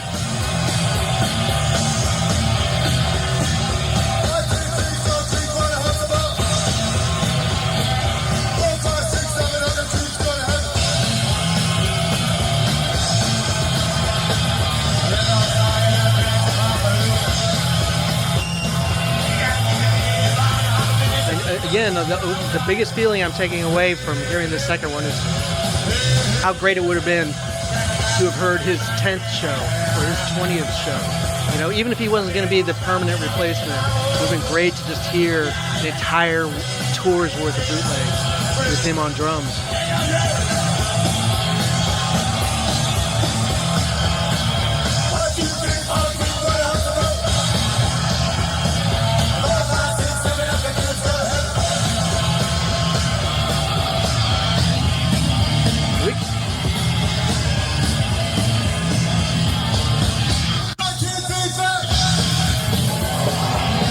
Hey!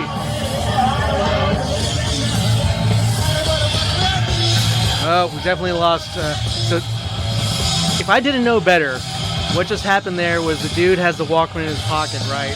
He moved or something or reached in for it, inadvertently hit the stop. Maybe he was checking to see how much tape he had left, or check to see the battery. Because we definitely lost like 30 or 40 seconds of I don't want to walk around with you.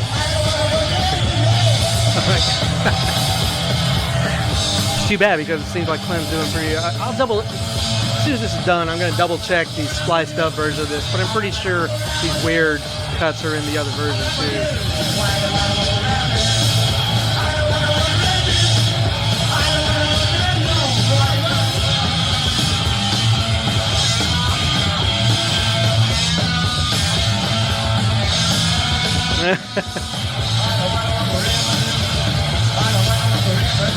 If you can't, I'm pretty sure California Sun is going to be in this one too. I mean, this is pretty much the maximum amount of lead guitars you're getting from Johnny for one set, right? Chinese Rocks, right? And a couple of the Animal Boy ones.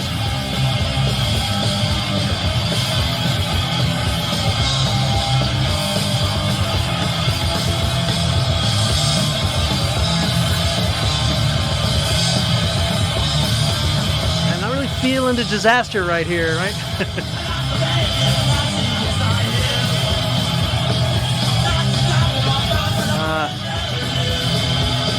Remember when punk rockers used to just joke about being Nazis?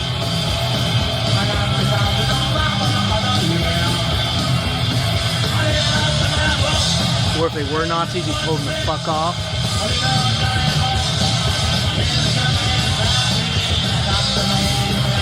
Good old days.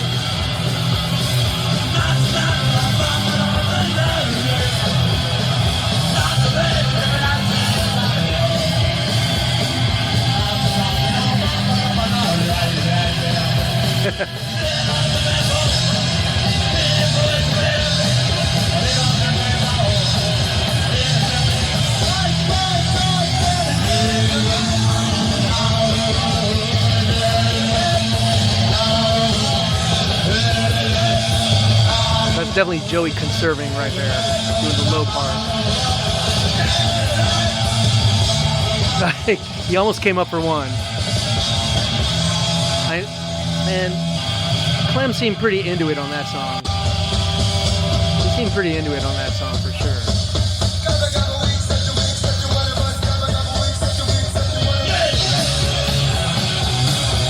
All right, just like last set, I mean, Pinhead is fast.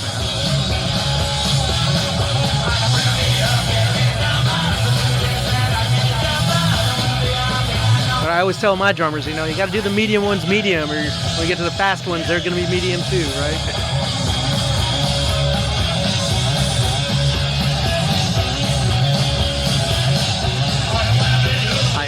This is one of the. This and Animal Boy probably stick out as like the songs that feel most like the expected Ritchie or second era Marquee speed that would happen at a Ramone show.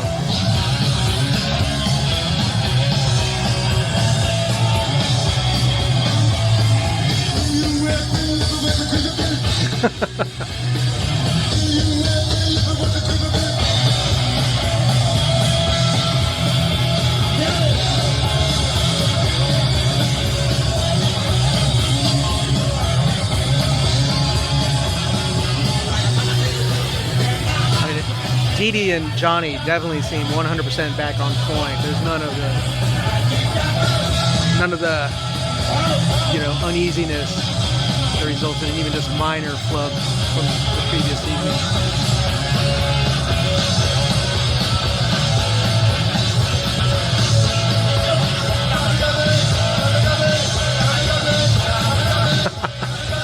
Dee Dee conserving a little too.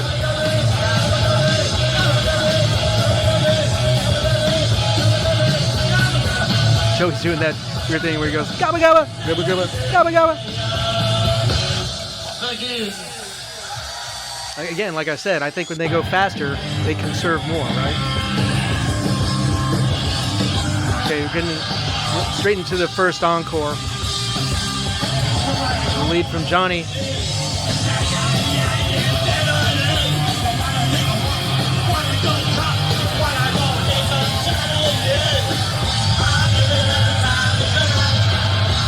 Again, when you're talking about Clem, you're talking about someone who saw, the Heartbreakers all the time, right? And certainly saw the Ramones from an incredibly early point. It's very unlikely that he would have any problems with this particular track.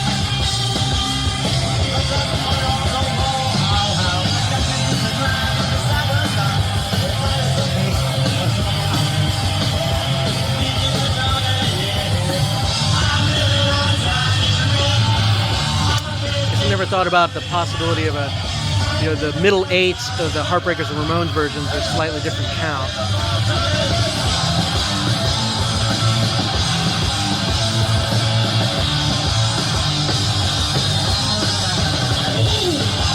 You definitely solved the problem. Because in the Ramones count, it sort of felt a little more like the Heartbreakers still. It's going great, man.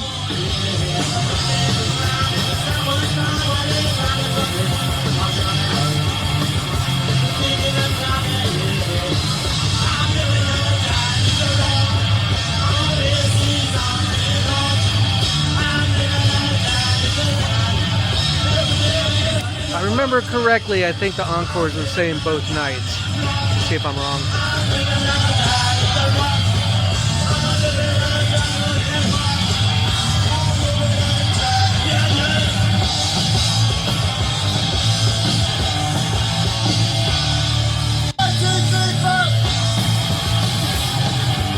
Yep.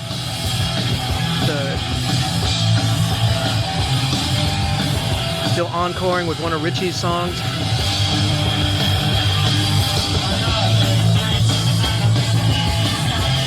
This one was a little quick, if I remember correctly, on the first night. Seems like they settled into more of the right speed.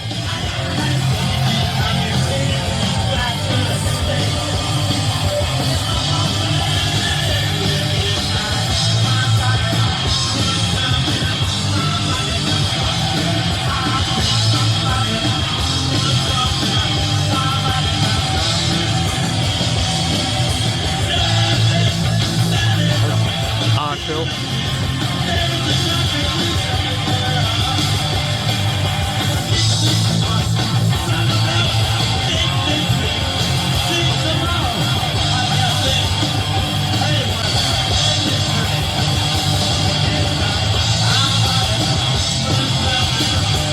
Yeah, it definitely feels like, this is when you're someone who's experienced, you've definitely done your years as a workman, on the drums, with a bunch of different bands, acquired the ability to play a bunch of different aesthetics. It's definitely just bringing solid professionalism to this gig, this song, as opposed to what you're normally called on to bring to the band, which is speed.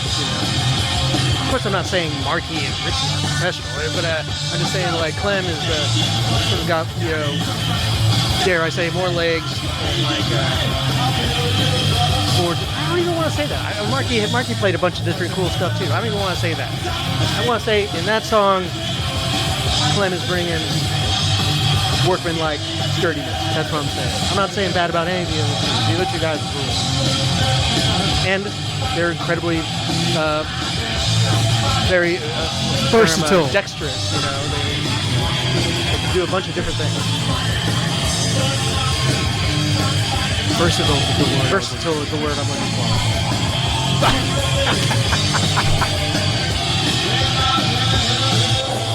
Nope. Can't tell if that was like an almost flubbed ending.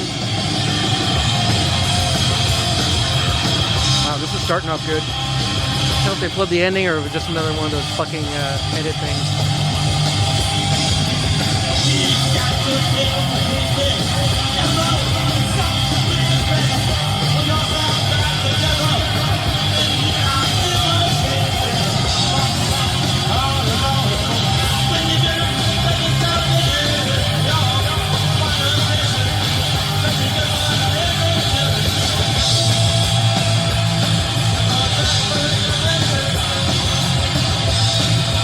Conservation.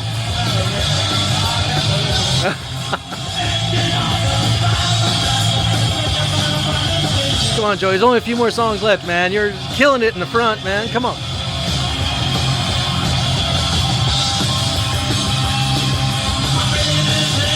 It's interesting. I mean, this would be a song where you think if Clem wanted to overplay, he certainly could. There's certainly spots to do it. But he's kind of not.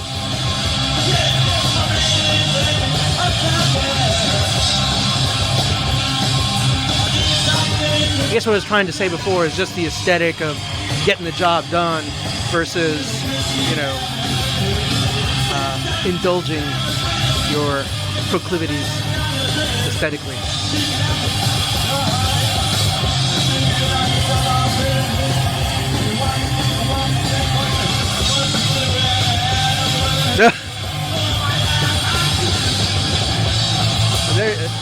That's sort of more of the feels I was expecting.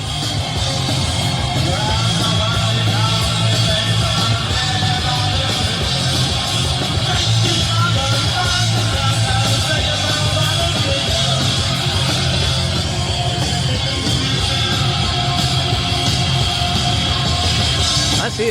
I think he did this the last show too, where the biggest fill is he didn't do one. I would have done one. I think this song represents the perils of writing and recording a song that's in the very highest register of your voice, because you know, then you know when you're doing it every night, you know you gotta find ways to, you know. Well, now we're at the key change where it's higher, so let's see what Joey does here.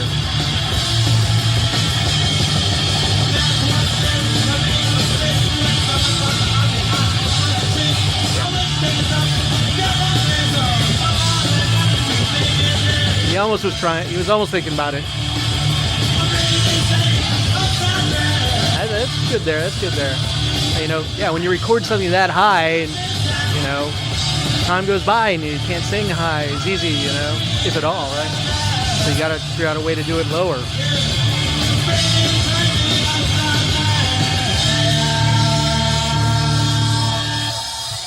At least he didn't get to like Lou Reed or Bob Dylan levels of just disregarding song melody, right? You know?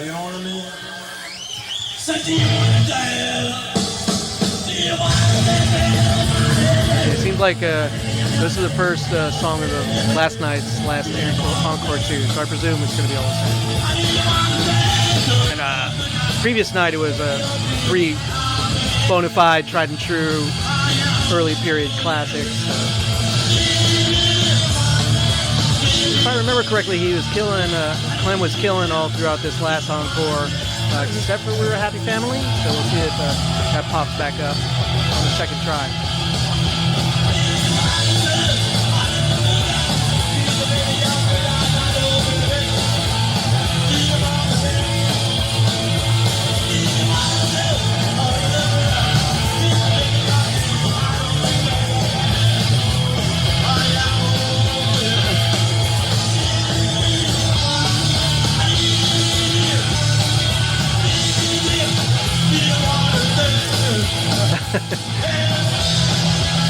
After a little break, Joey's in the game a bit more.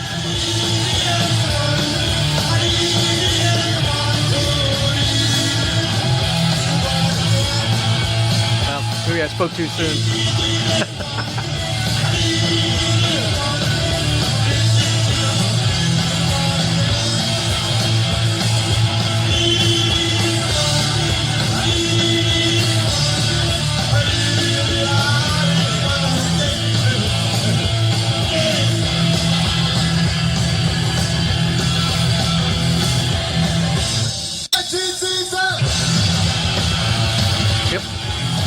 California Sun. See how Johnny's doing near the end of the set here.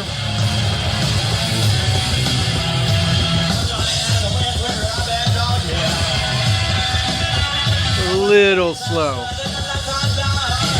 It's one of the only songs in the set so far I definitely would say it feels like I could use just a little bit more beat for a minute.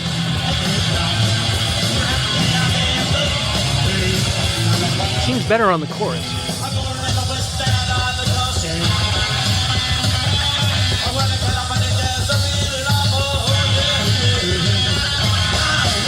I'm sure that's the right tom pattern there.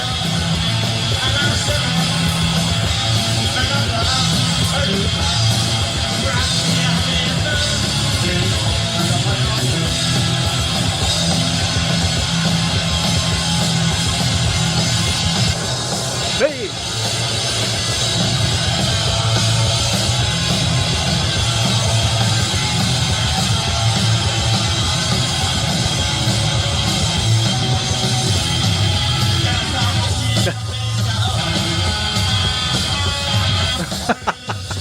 Well,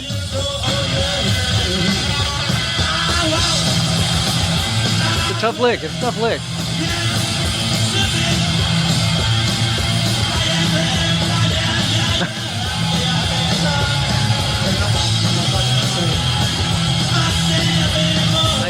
It's okay. So here we come to Family Shirley, and it's kind of fun to hear. It's such a relatively slow live tempo. But yeah, that probably was a little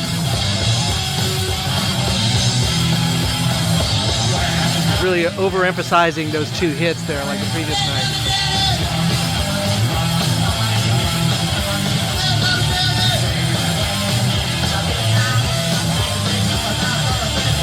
A bad speed. It's a little better than last night, maybe.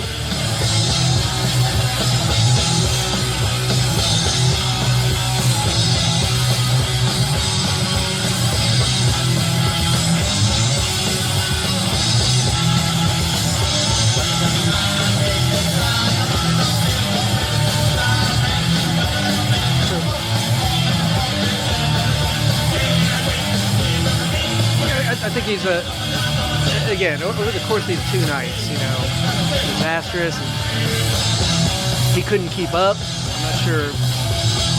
That's something you hear from Johnny a lot. I mean, that's not the sense I get is that his aesthetic has not brought him to the overloaded tempos that the Ramones have grown accustomed to. I think he's playing the songs sort of more like he knows them, like how they go, right? This is pretty perky. They still have the extra bars tacked on.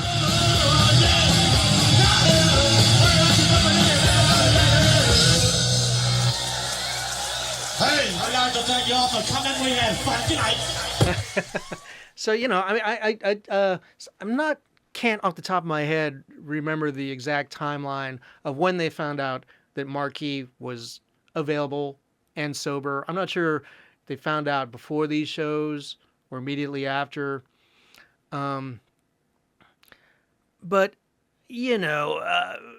again, over the course of the two evenings, surely glad to see you go, had to stop and start. That's surely the most egregious, error over the two nights. And to be viewed disfavorably for that surely must have been amusing to Clem, who saw really early Ramone shows where they would just get into a fight on stage and stop and walk off, right? But at this point, surely the band had gotten used to just sort of a rote, probably going through entire sets, not expecting to make any mistakes at all, of course, right? So, I mean, I could see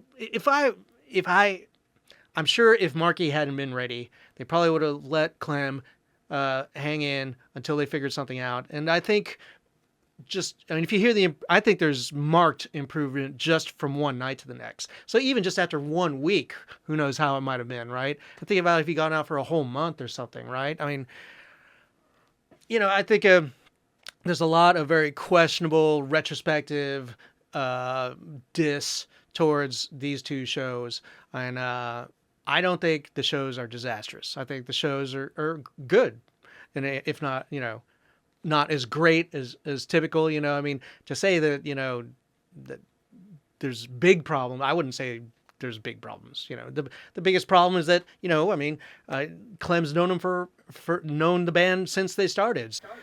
So what he imagines is the correct speed has some aesthetic validity, right? But I think as you look back on this, what you have is a really interesting detour in an amazing career of Clem Burke's. And you also have a couple of shows that probably do not need to be viewed so harshly in retrospect, and certainly appreciated as a cool favor that a friend of the band did. That certainly does not diminish the importance of his contribution. Here's to you, Clem. Man, you're just, from the gate to the finish line, just amazing, and you will be missed for sure. Y'all, thanks. If you're still listening at this point, thanks so much for hanging in for however long this is. Please check out my other Ramones-related media. Of course, I'm working on a project where I review every single Ramones song called Humming a Sickening Tune. Please check out my friend Tiger's interviews about him photographing the band over a 3-year period. And there's also a bunch of other odd Ramones-related media on my channel. There's Joey's Best Love Songs. There's a video about the first time I saw the band live, which is a funny story. And there's a video about Johnny Shines and his connection to the Ramones and Robert Johnson somehow, right? Well, anyhow, thanks again for listening. Let me know what you think in the comments of these two shows of Elvis. Please follow the channel. Please subscribe to the channel. And you'll be alerted every time there's new stuff that pops up. And please share and like if you feel so inclined. This is Tom with Buncombe Shinola, and I'll be talking to you again soon.